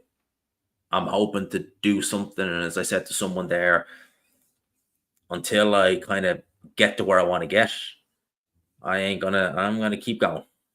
I am gonna keep pushing along. Oh, by hook or by crook. The zone fan zone say that 58% have Dmitry Bivol winning this fight. And actually, I'm going to put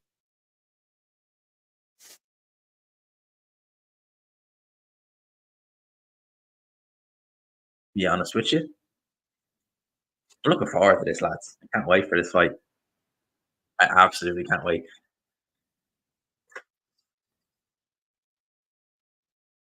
The guys who were saying they're a little bit nervous, seeing them in the ring now, it does have me kind of like, a little bit.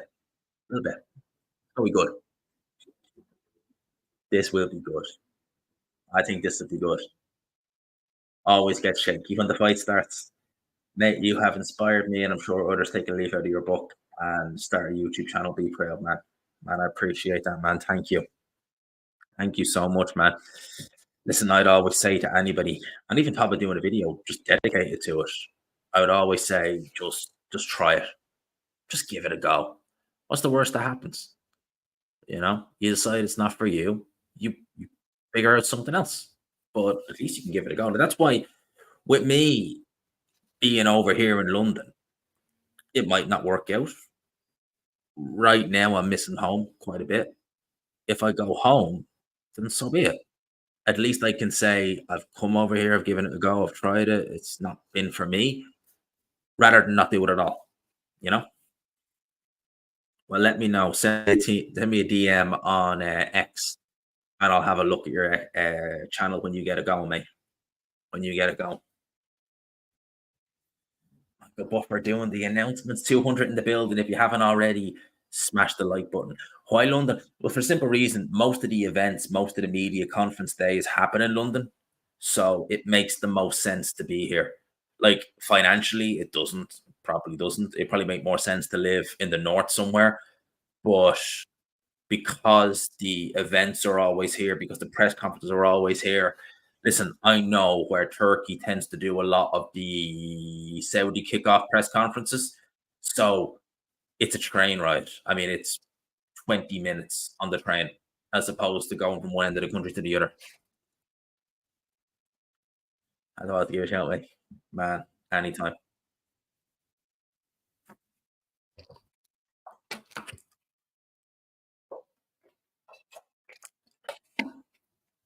Like a buffer, doing what he does best.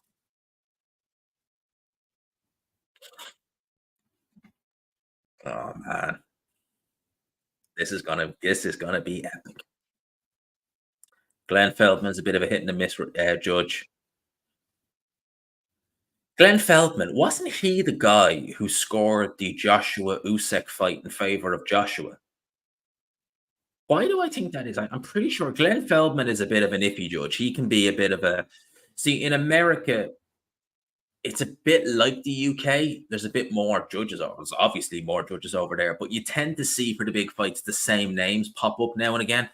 Glenn Feldman's had a few dodgy scorecards in his time, so you wouldn't know what way he's going to score this fight.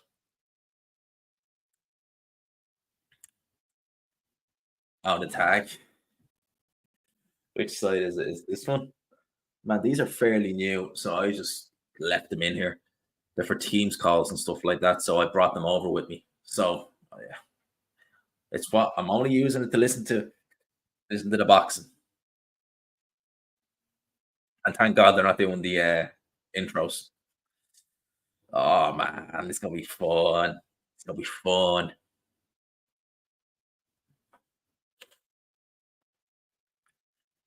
Oh man, I can't believe it. Bivol Beterbiev. I don't know why Beterbiev has more belts, but yeah, he came to the ring first. Yeah, got the 3 year headset. Oh man, can't believe it. Bivol Beterbiev. This is gonna be epic. This is gonna be epic. I'm gonna call it. It will go longer than Wardley versus Clark. Anyone want to bet otherwise? It will go longer than Wardley versus Clark. 20 and 0, 20 KOs. Holy shit. This is gonna be epic, lads. Oh, lads, this is gonna be fun. I cannot wait for this fight. This is gonna be so much fun, lads. I cannot wait for this. Yeah, Feldman is that same judge. Should go long. I think Beterbiev on points, but oh man, here we are. Oh, this is gonna be epic. This is gonna be epic. Both guys getting their instructions from the referee.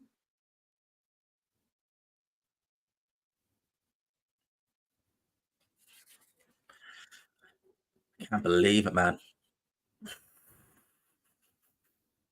Yes, lads, Beterbiev, Bivol. This is gonna be epic.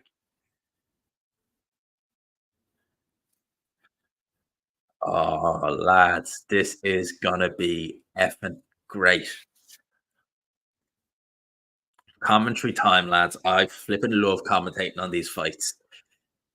I will call it when the bell rings. We are about to get ready. The referee is going to call it. Here we go. Round number one. Beterbiev versus Bivol. Both guys taking center ring. Bivol is the first to land his jab. Look at that. Beterbiev straight with a big right hand on Dmitry Bivol. Bivol actually looks to counter that. Beterbiev straight away has Dmitry Bivol on the back foot. But Bivol, look at the hand speed that Bivol has. But Beterbiev, a very good little jab that he has there, and he actually doubled it up if you see it there to head and body. Very quick.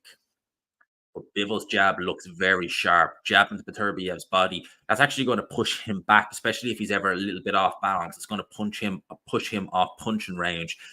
Double jab by Beterbiev there, looking to get in and land his shots. Straight off the bat, you can see the size Beterbiev. Look how much bigger Beterbiev is, even in the back department. He's just got way more girth on his body than Dmitry Bivol, a guy who has said he can campaign, or at least he could have campaigned at one point at 168 pounds. How much of a factor will that actually play in this fight? Bit of a cagey start here from Artur Beterbiev. I've seen him start a little bit more quickly in the past, but he's really just kind of working at Dmitry Bivol's pace. And Bivol is happy to go with that.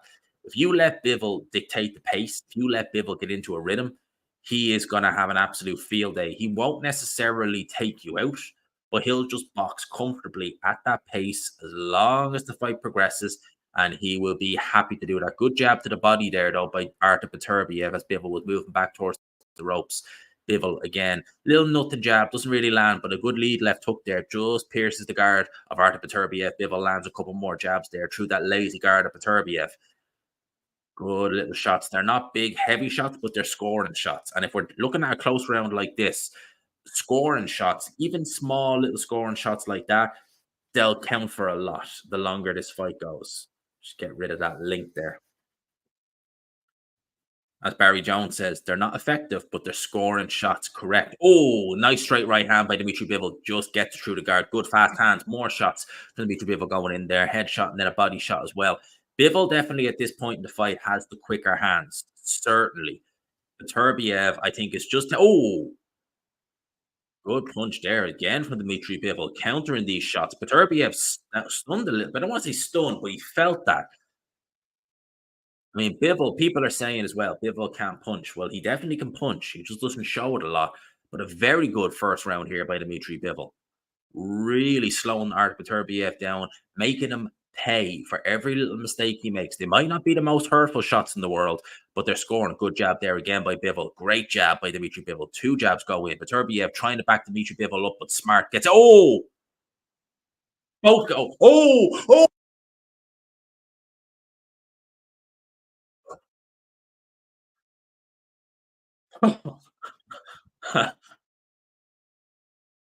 I tell you, that's how you end the first round, huh?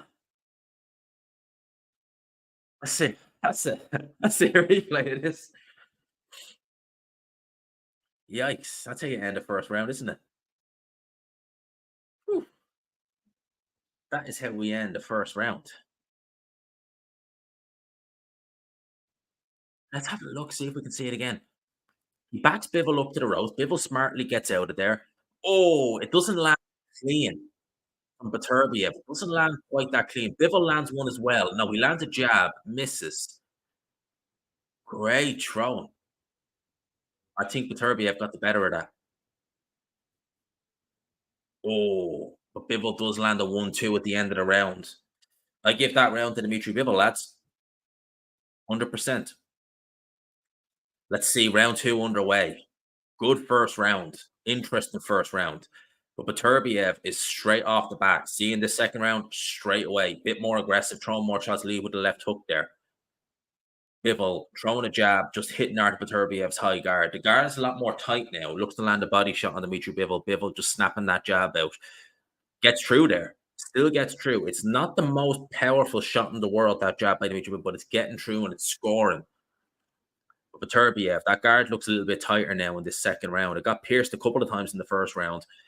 Bivol doubling up the jab and staying in the center of the ring. Good footwork from Dmitry Bivol. And you saw that as soon as he got backed up again the ropes, it's like he's got that sense. When he feels the ropes nearby, move out of the way. And that's exactly what he did. The wider stance there by Dmitry Bivol with his right foot, which is the back foot, ready for punch and range, ready to tilt that right hand, right foot into the right hand. Should he need to throw that big right hand goes in there with Dmitry Bivol, blocks Beterbiev. Another block by Beterbiev. Beterbiev just looking to pick his shots there.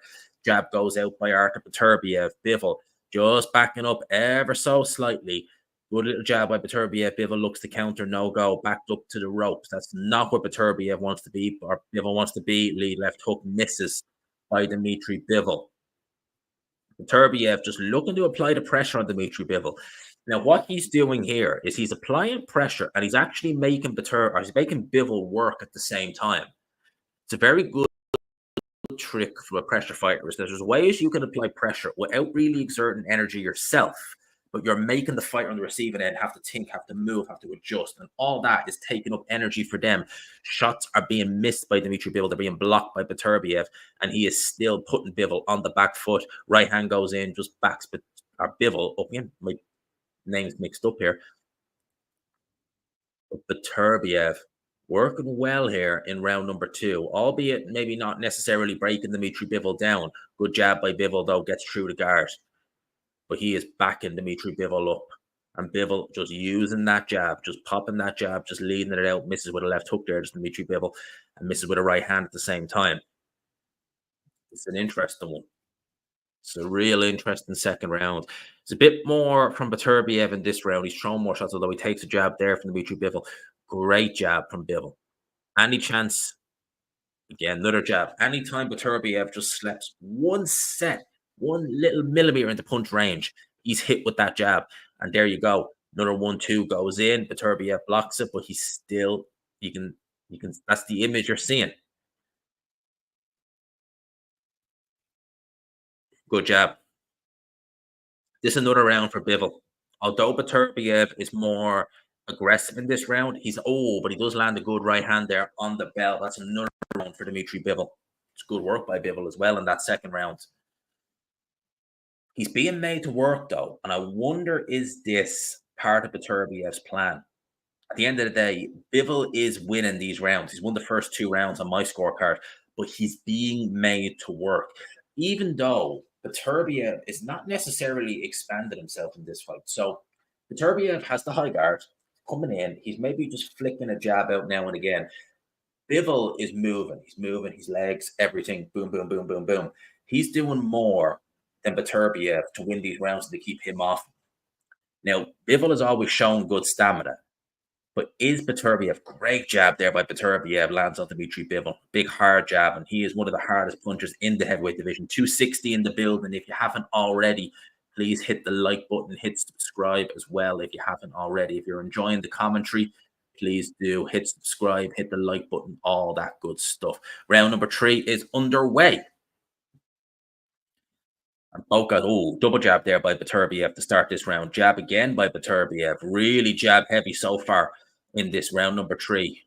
Trying to, big body shot goes in by Beterbiev. You see, I wouldn't normally look too much into those body shots, but when you're dealing with a puncher, the level of Beterbiev, you need to look at those body shots he's doing because they could wear, even someone as tough as Bivol, wear them down real quick. Could wear them down really, really quick. The jabs aren't landing from Bivol now in this round. It's a bit more urgency from Beterbiev. Bivol misses again with some jabs there. Beterbiev, a little bit of head movement there. Guard up high, but Beterbiev really looking to jab a lot more now in this round. Bivol, lead left hook by Beterbiev, just grazes the guard of Dmitry Bivol. But a better first minute in this round for Beterbiev, using the jab again, back in Dmitry Bivol up. Bivol moving again, the ropes, blocks the jab there, Beterbiev.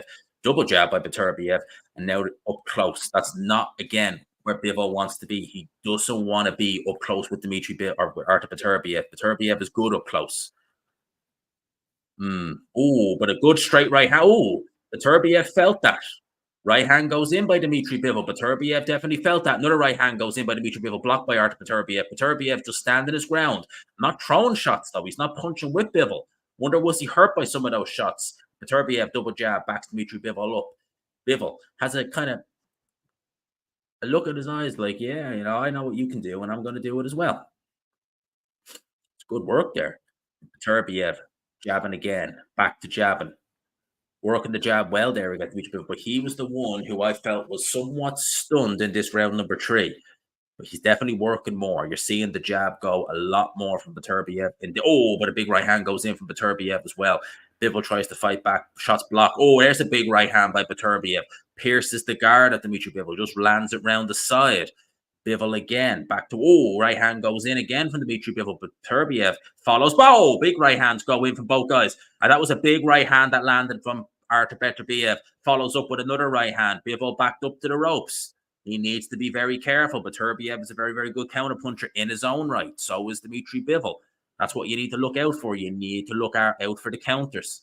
This is a good, oh, right hand round the guard from Beterbiev again. This is a Beterbiev round if ever I seen one. Another right hand goes in by Beterbiev. Bivol looks to fight back with a combination, misses there, but look at the speed, hand speed. Heads came very close there together, but not something you normally see from Dmitry Bivol. Looking to trade, looking to slug it out. Beterbiev looks to end the round. There are little grays over Bivol's eye. No, thought there was there, but great end to the round. Both guys swinging it out as the round comes to an end. That's the first round that Dmitry Bivol has lost. That is definitely an Artur Beterbiev round. 100%. 110%. What do you guys think? What do you guys in the chat think? I gave that round to Beterbiev. Let's have a look at some of the replays. Beterbiev jab, takes a right hand from Dmitry Bivol, a good counter right hand. Dmitry Bivol lands. Bivol not afraid to trade. Ooh, definitely not afraid to trade. I think that's been a complaint that some people have had of Dmitry Bivol, that he's been happy to just kind of fight at a tempo, keep it at that tempo, and not really go through the gears. He's going through the gears now in this fight. He has to. Beterbiev's not going to let him fight at that tempo. He's going to have to go through the gears. Some have a 3-zip to Bivol, some have a 2-1. I gave that round to Beterbiev. Here we go, round number 4. Every round, Beterbiev has started that little bit quicker than the previous. And it seems to be the case again here in round number 4. Straight out off the bat, using his jab, looking to land some heavy shots. And he's swapping that jab up now to Dmitry Bivol's body. You see that he's bringing that jab down ever so low, just to land on Dmitry Bivol's body. And look at that. The jab from Beterbiev is something that's not talked about enough, but it's a very powerful weapon. It's a very good weapon. Bivol is throwing back. Oh, whoa, whoa. And that was a great counter because Bivol just got rocked with a jab and was able to actually land the counter 1-2, in spite the fact his head was rocked back by Beterbiev. But Beterbiev getting ever so closer, lands a left hook and just backs Dmitry Bivol up ever so slightly. Oh, this is interesting. Chris Mannix has Bivol winning all 3 rounds. Now, I gave the last round to Beterbiev, and Beterbiev is getting closer and closer and closer. He is chasing Bivol around the ring. And Bivol is having to work hard. Like, it might not look this way, but he is actually working hard in order to keep Artur Beterbiev away from him, stay away from Beterbiev, and that will wear you out down the stretch. You may remember when Vodstedt fought Beterbiev. He was winning the fight, but the pressure, the constant pressure from Beterbiev was just enough to wear him out. Now, I disagree with Chris Mannix on a lot of things. The scorecard is one of them. I gave round number 3 to Beterbiev, and another right hand goes in from Artur Beterbiev. Bivol looks to trade back, lands a straight right hand. Big combination from Dmitry Bivol, all blocked by Beterbiev. Body shot goes in, jab goes into the body from Beterbiev. There we go. Beterbiev backing Bivol up again. Bivol having to move a lot. Right hand blocked round the guard from Artur Beterbiev. Bivol is just moving. Jab from Dmitry Bivol. Double jab. Beterbiev lands a right hand, goes nowhere. Lands on the shoulder of Dmitry Bivol. A minute left to go here in round number 4. Even Steven rounds. I would say Beterbiev, just with the pressure, is winning this round for me. Misses right hand there, Artur Beterbiev. Tried to throw it over the lazy jab of Dmitry Bivol, which didn't even land on Beterbiev. Good jab there, though. Does land on Artur Beterbiev. Beterbiev, again, look at this. Bivol is working harder than we're normally used to seeing him. Very good round so far from Beterbiev. Bivol can't really seem to get a foothold in this round, and Beterbiev, although he's not necessarily landing a crazy amount, he's making Bivol work. He's blocking the shots like he did there with the 1-2, and he's making Bivol move unnecessarily. He's making him move more than he wants to move. He's actually going in close. He's not even throwing any of these shots. Oh, with a big combination up close by Dmitry or by Artur Beterbiev. And he's, oh, good body shot by Beterbiev. Goes in there again. Oh, he backs Dmitry Bivol up to the ropes. Bivol. Oh, he's taking some shots there at the bell. Now, I can say if you gave round number 3 to Dmitry Bivol, I don't agree, but yes, I could make a case for it. There's no giving that round to Dmitry Bivol. There's no way. Bivol can move like that all night. Well, Bivol is a very, very good mover. I will admit to that, but he is going to slow down after a while because see, he can move like that all night when it's at his own tempo, when it's at his own pace. But if he's being forced to move, that's a different story. It's a good combination for Bivol, to be fair, in that round. But that was definitely a Beterbiev round. Great jab from Beterbiev. Bivol was able to counter that, though. Amir Khan there. Artur Beterbiev threw a fake jab. Still knocked Amir Khan out. That's Amir Khan for it. Round number 5 underway. And these rounds are flying by. And a good start by Beterbiev. As I said, every round, apart from the first round, he's got progressively quicker as the rounds progress. Landed a jab to the head and to the body there at the very, very start of this round to Dmitry Bivol. And Dmitry Bivol is just looking to counter, I think, at this point. You're not seeing him really let the shots go as much there, although he is getting the jab off there quite well, actually, to be fair. It actually is a better start to the round here. Oh, he lands a little short, sneaky right hand there. Not much power on it, but looks to land a combination on Artur Beterbiev here. Artur Beterbiev a little bit static. And Bivol, some combinations going on there. Beterbiev backing Bivol up to the ropes again. But Bivol keeping his high guard up, blocking the shots, not really worrying too much about what's necessarily coming back at him. And letting the shot go again. Artur Beterbiev just walking through. But again, the pressure from Beterbiev, he's forcing Dmitry Bivol back. Lands a right hand just around the guard of Dmitry Bivol. Bivol has to just move ever so slightly again. Keep the hands high. Don't let yourself get backed up to the ropes, which he's doing there. Beterbiev, just with the legs, just with the pressure, is pushing Dmitry Bivol back to the ropes. As someone says in the chat, he is closing in. He's closing that gap. He's making Bivol work. And this is really interesting. But the problem is, it's all well and good to close that gap. It's all well and good to put the pressure on. But if Dmitry Bivol is the actual one who is landing the scoring shots, you're not going to win the round. You can be pressuring all you want, but you probably ain't going to win the round.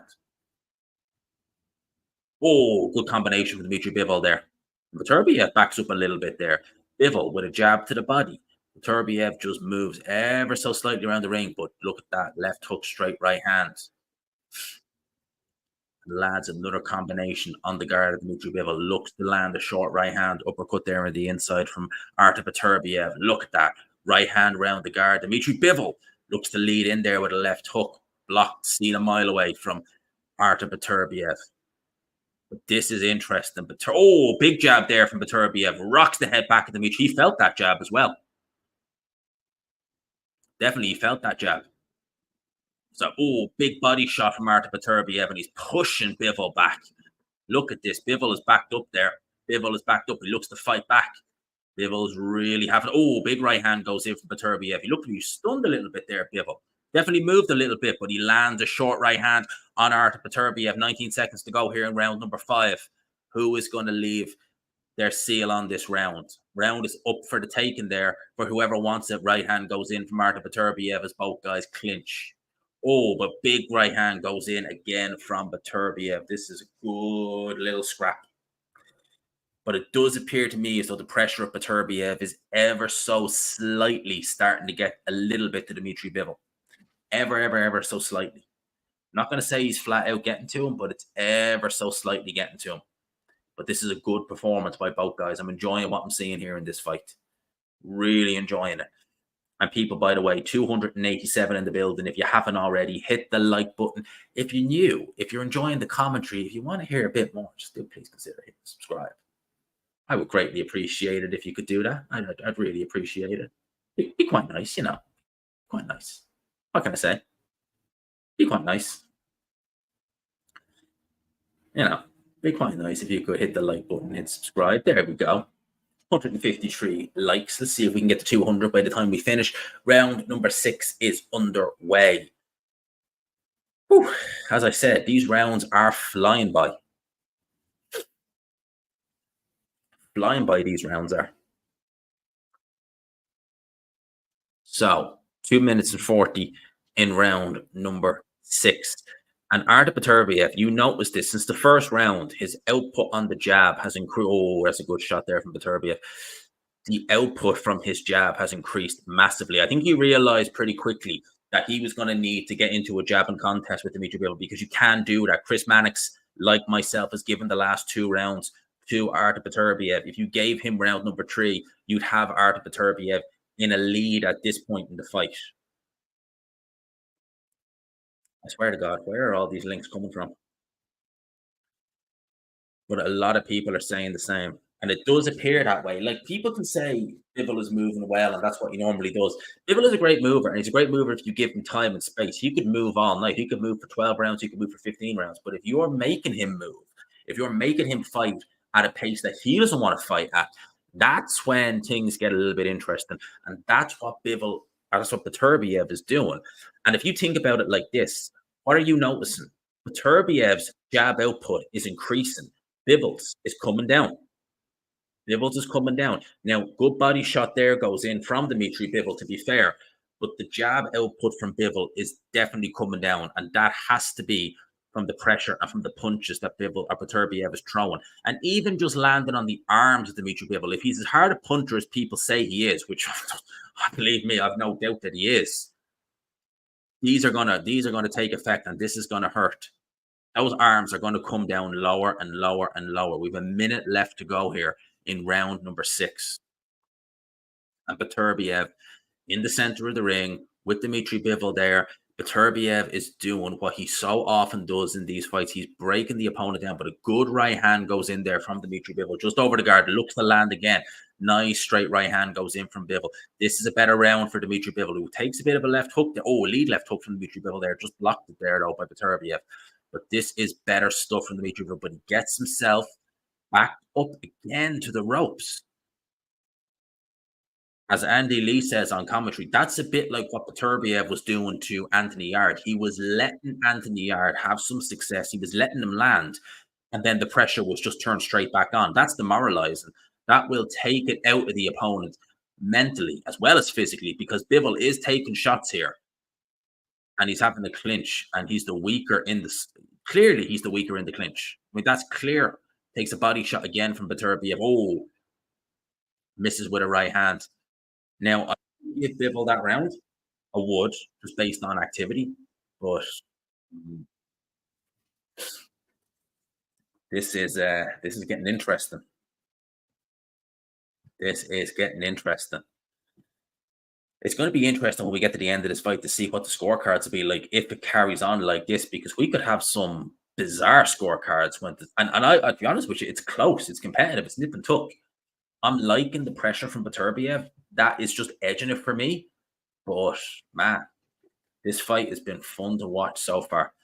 300 people in the building. If you haven't already, please hit the like button, hit subscribe, all that good stuff. If you haven't already, in particular, I'd really appreciate it if you could hit subscribe. That would, I'd appreciate that.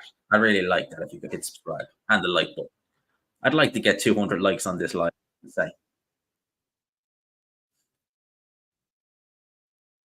So, round number seven is underway. So we're actually at the halfway point in this fight. Round number seven is now underway.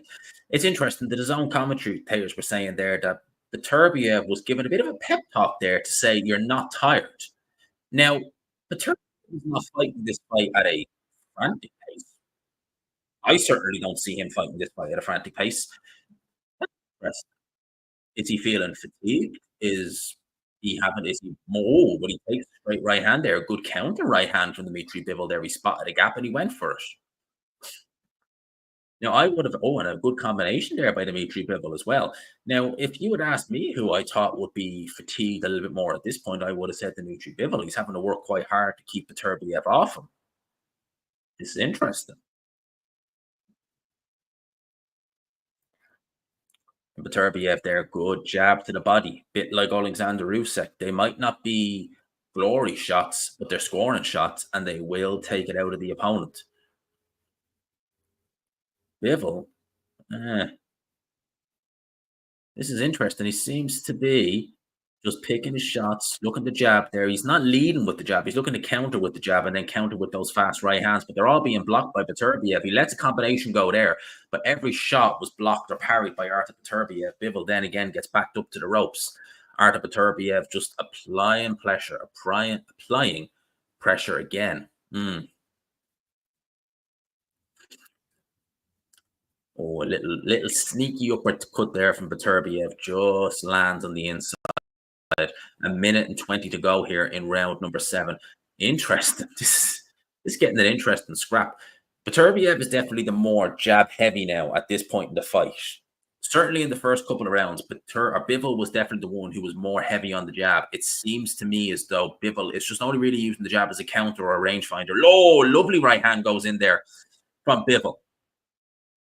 And looks like it's stunned Bivol. Bivol opening up. But he walks into a shot from Beterbiev. Bivol looks hurt. Oh, I think Bivol got stunned there.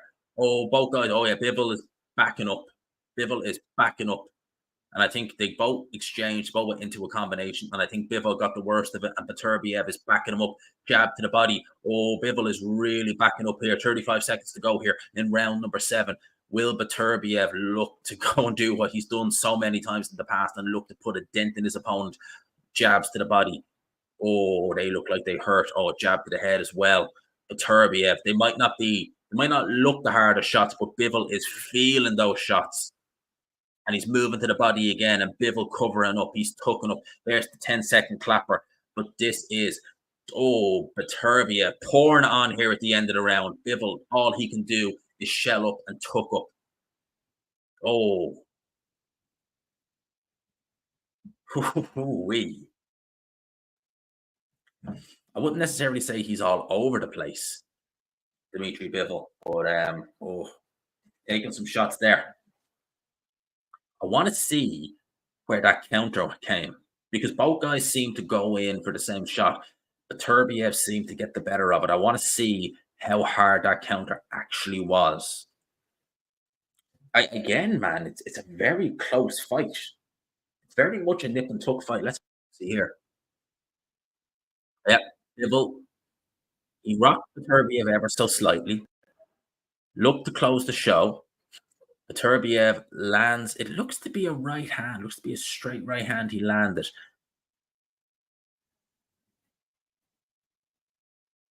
Could it even be a jab, actually? I think he landed. Let me have a look, see. Had success, and it could have been even as little as a jab he landed on Beterbiev or Bivol. Right, round number 8 is underway. This is flying by. Now, I don't think Bivol was too badly hurt. He certainly wasn't out of it at the end of the last round, but he is working hard in there. He is very much working hard in there. This is a great fight. I'm thoroughly enjoying this. Body shot goes in from Beterbiev, and I think those are the shots. They're not glorious, as I said, but believe me, they will take it out of Dmitry Bivol the longer this fight goes. And those body shots from a heavy-handed, big puncher like Beterbiev, they will take it out of you. I see Todd Grisham mentioned the draw. You know, I've seen so many people mention the draw as a potential method of victory. And to be honest with you, a draw is not necessarily looking too bad. Beterbiev has thrown a lot more power shots, but Bivol has landed more. He's landed at a 50% connect rate with the power shots. Now, normally a fighter who lands more than 50% of his power shots tends to win the fight. So if that's the case, you would have Bivol in the commanding lead, would you not? Beterbiev definitely busier in round number 8. Bivol slowed down a bit in this round, although he does land a body shot on Beterbiev there. But definitely, Beterbiev, the busier guy in this round. Bivol did lead with a shot there, but Beterbiev was way out of range. It's not often you see Bivol swing with a shot like that's very strange. Normally, when you see Bivol, he doesn't waste that. Oh, big right hand. Big right hand from Beterbiev, and he lands a body shot as well on top of that. Beterbiev ever so slightly starting to break Bivol down a little bit here in round number 8. He landed a big shot there. And Bivol struggling to find his range a little bit by the looks of things here in round number 8. It's the strangest thing. You're so used to seeing Bivol just be very much, in the groove, in the zone. Beterbiev chasing him around the ring and landing shots. 45 seconds to go here in round number 8. Now Bivol starting to let some of the shots go. Beterbiev misses with an overhand right there. Bivol was holding the left jab out there just to say, no, you try and get past this. But this is a good round for Artur Beterbiev. He's landing. Oh, big shot. Oh, misses with an uppercut. But he's getting closer. Bivol has to be very careful in this round because Beterbiev is getting ever so closer. I mean, this is good work by Beterbiev. Oh, big jab goes in again by Beterbiev. If ever any doubt, this is a Beterbiev round. No doubt in my mind, this is a Beterbiev round. But Bivol looks to close the round off well. Lets a combination go.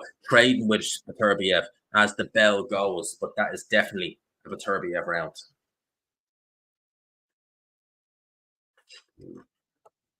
This is great.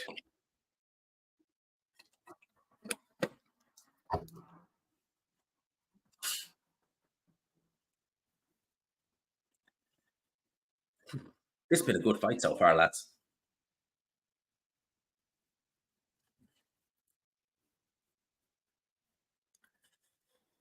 Man, this could go either way. Bivol is battering him. That's not what I'm seeing. I'm seeing a nip and tuck fight. This could be either way, but I definitely ain't seeing Bivol battering this guy.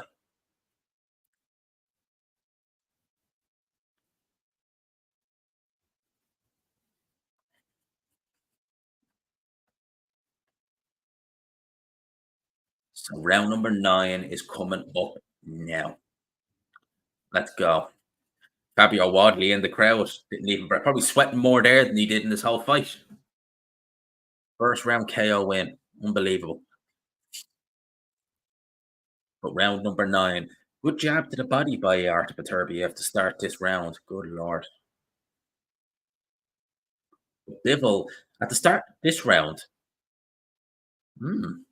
Coming on quick this round. Bivol normally actually would start the round slow and then come into it towards the back end of the round. But so far, it's been quite quick. Been doing quite well now. This round is interesting. Some have it 5-3 Bivol. I think that good right hand from Dmitry Bivol goes in there. Just grazes Beterbiev.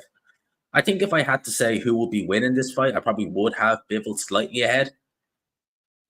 This is interesting. It's a very interesting. Right hand goes in there from Artur Beterbiev. 2 minutes left to go here in round number 9.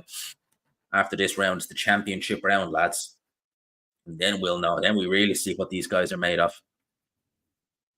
How well does Dmitry Bivol hold his stamina? How well does his power hold as the fight goes on? We've seen Beterbiev stop people in the 12th round. We know his power holds. But Bivol really doing well in this round is Dmitry Bivol.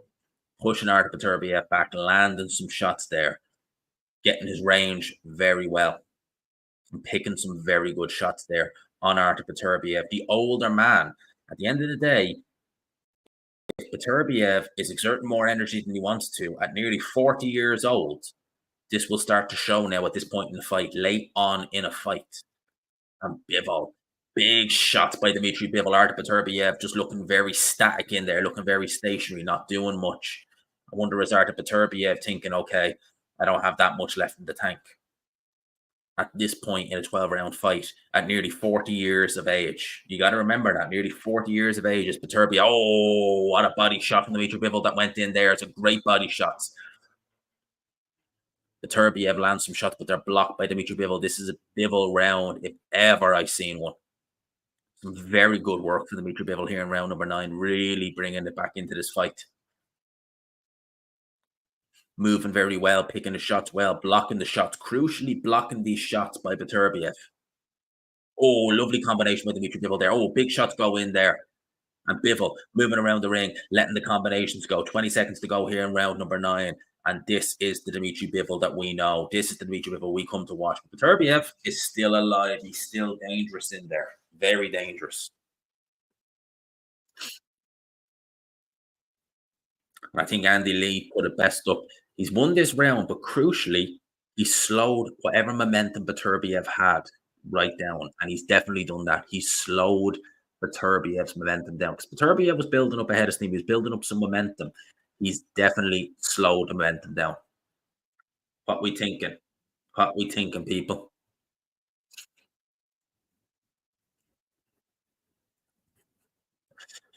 How do we have showing his class? 2 rounds yet. 10th, 11th, and 12th. Yeah, Bivol is a tremendous boxer. Mm,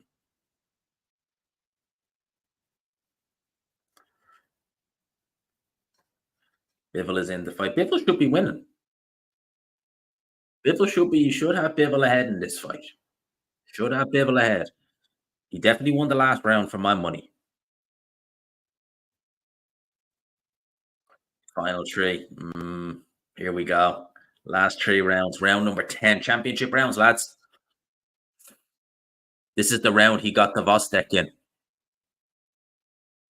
Oh, and straight off the bat, a big right hand goes in from Artur Beterbiev. Artur Beterbiev starting this round strong.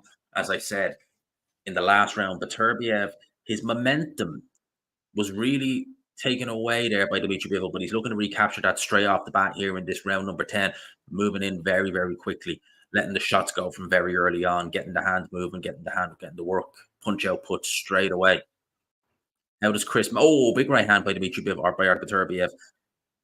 Manik scored the last 3 rounds to Dmitry Bivol, which means that Beterbiev needs to win these last 3 rounds just to salvage a draw.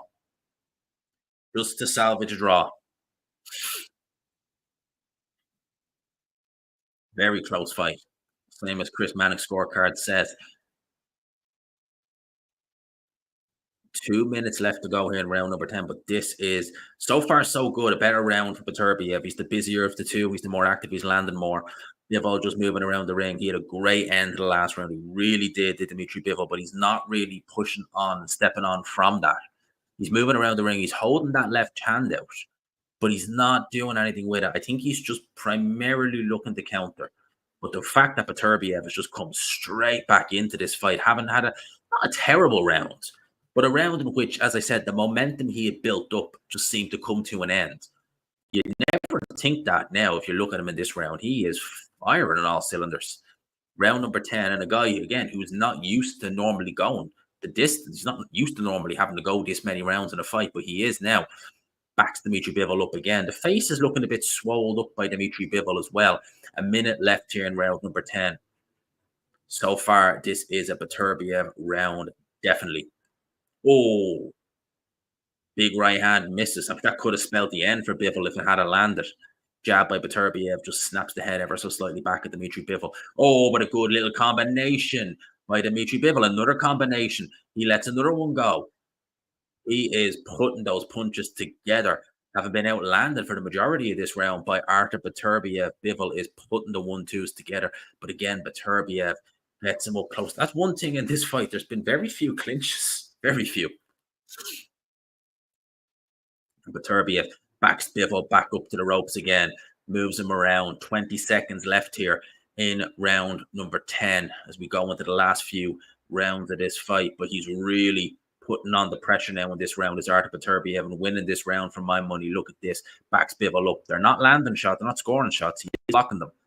But that does ever so slightly get through that right hand. And look at the footwork from Bivol. That is what you want to see. Tremendous footwork by Bivol. We now go in to round number 11. I said it. I said this fight was a distance fight. See a little bit of swelling underneath the eye there of Dmitry Bivol. Shouldn't be anything to worry necessarily too much about. It's a good fight, lads.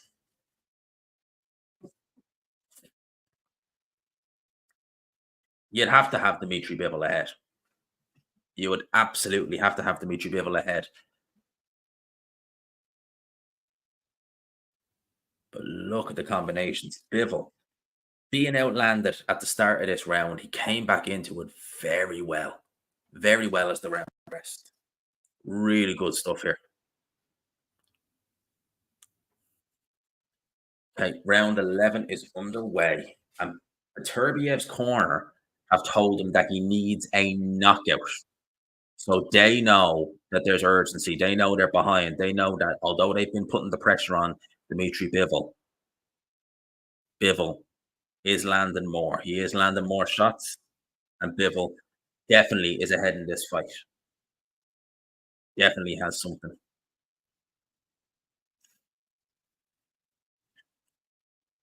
Anyone notice that Mike Costello's not on the zone commentary tonight? I hadn't noticed, but just thought I'd chuck that out there. That's how poor having him on comms is that you don't even notice it.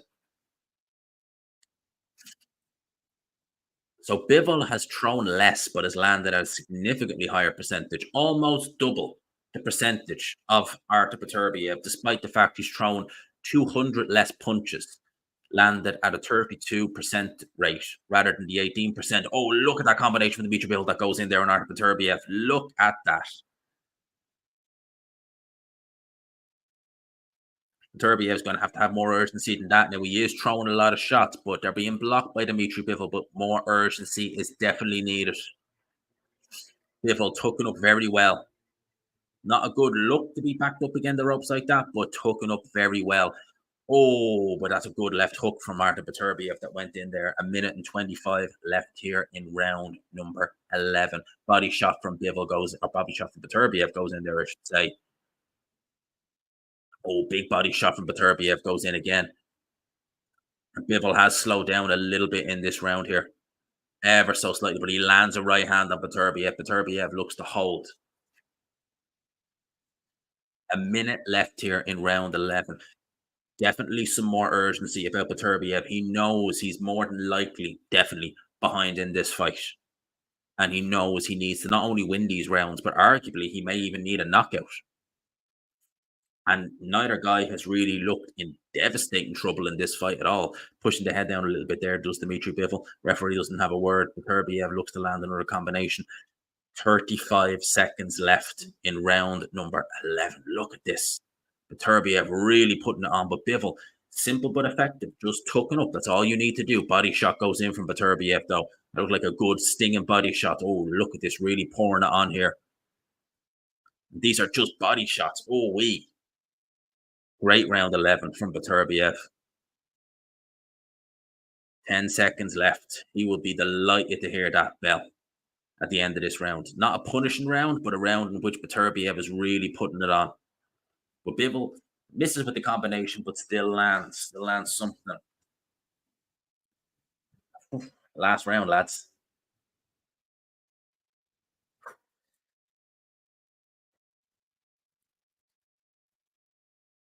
One more round, lads.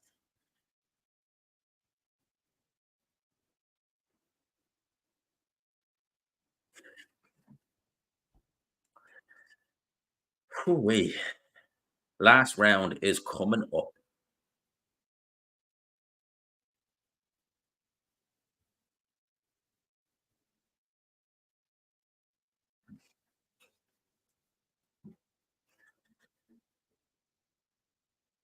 So, last round, how do we have it?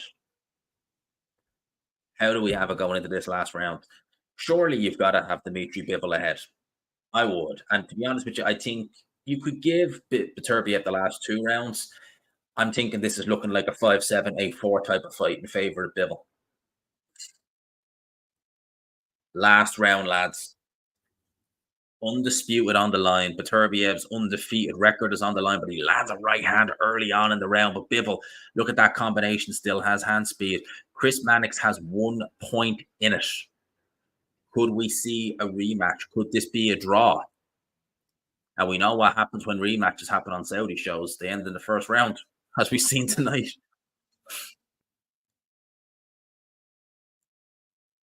2 minutes and 20 seconds left. Beterbiev needs to show some more urgency. He is definitely behind in this fight. And yeah, he's never gone the distance once in his professional career. He has stopped fighters in round 12. He's done it before. He may need to do it again, but he's not going to do it in this round. If he takes shots like that, walks onto shots from Dmitry Bivol, Bivol still has hand speed there in his punches. In this, the hardest fight in Dmitry Bivol's career. by far much harder than Canelo Alvarez ever was. He's in there with a real challenge tonight, and he's rising to the test. Look at that headshot, body shot by Dmitry Bivol. Beterbiev can only come back with a jab, chasing Bivol around the ring, not letting the shots go. A minute and 40 to go here in the round. If Bivol can hang on in this round 12, he will be undisputed champion, 110%.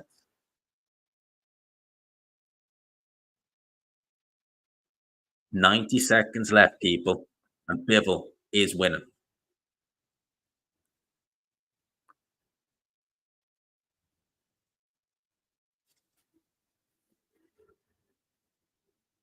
Oh, right hand went in there from Beterbiev. Now Bivol, it ever so slightly just nicked Bivol, but this,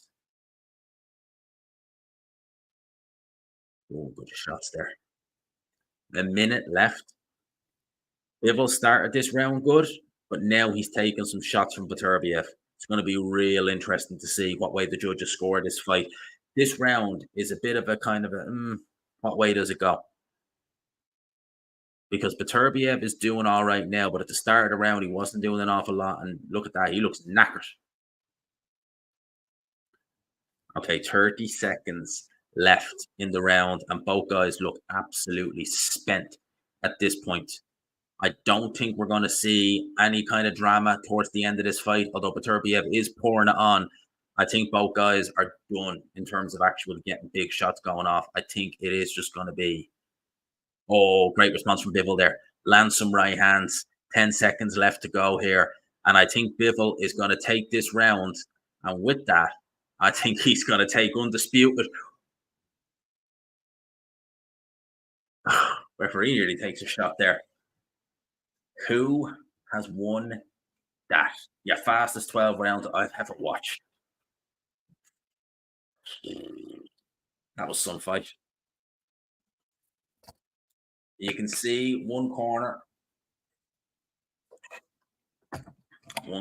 is a lot more confident than the other.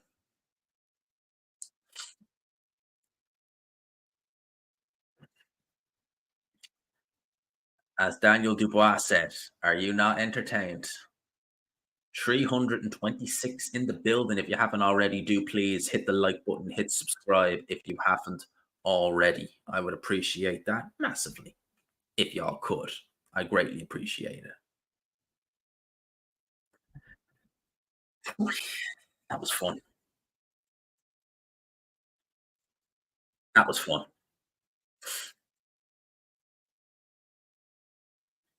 It's going to be interesting to see how the referee or how the referee, how the judges have it. Glenn Feldman, wait and see what he says because his scorecards in the past have been a little bit. You really don't know what way he's going to score.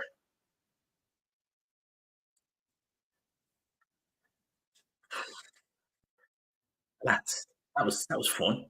That was a quick 12 rounds, wasn't it? I think we all enjoyed this fight. Everyone got a good fight tonight. Got it a draw, Bivol. Usyk Fury, December 21st.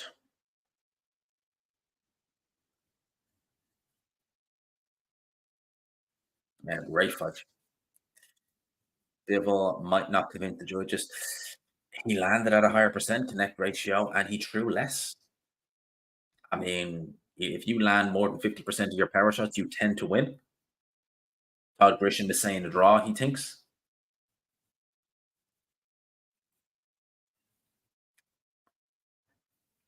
For people, I'd happily see this again.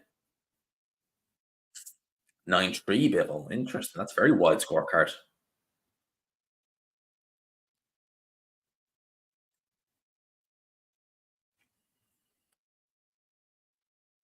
Good work by Bivol throughout the course of the fight.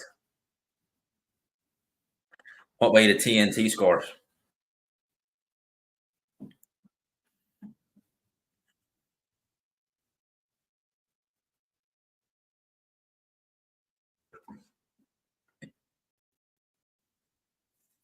Oh, people, tired now.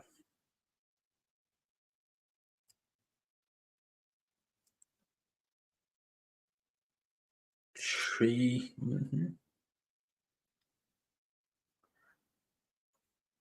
I wonder what's going on commentary because they're saying no, no, no, no, no. They know something we don't. Oh, here we go.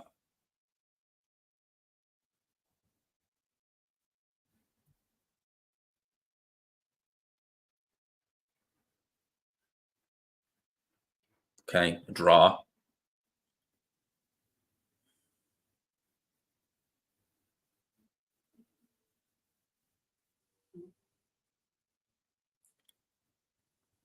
Do they know something we don't? They're going to give it to Bivol or Beterbiev, aren't they? Because he looks happier than Bivol. I knew it.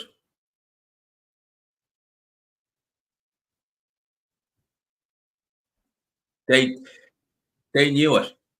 They knew that. The zone commentators knew that. They knew that before that was announced because you could hear them saying on commentary, whoa, whoa, whoa, whoa, whoa. You've seen Beterbiev almost celebrate, and you've seen Bivol look dejected before they even read the decision. That's why I was looking at that and I was like, they're giving it to Beterbiev, aren't they? They definitely knew. Because Bivol, did you see Bivol when they were announcing the decision? He looked dejected. He literally looked dejected, and you could hear the commentators on the zone being like, whoa, whoa, whoa, whoa. People. Really? I mean, like, no, no. I mean, like, yes, competitive, close, yes, but no. I'm not going to say robbery, but no, no. 116, 112. I can't fathom that. I can't score that. I cannot. No. It just seemed to me. There's the president of Chechnya there, by the way. Um, it just seemed to me as though the zone team knew something because you could hear it. You could hear them on commentary. They were like, "Whoa, whoa, whoa, whoa, whoa," and then you could hear like you could see Beterbiev celebrating, and you could see Bivol dejected. You were like, "Hang on a minute, do they know something we don't?" People, that is the fight.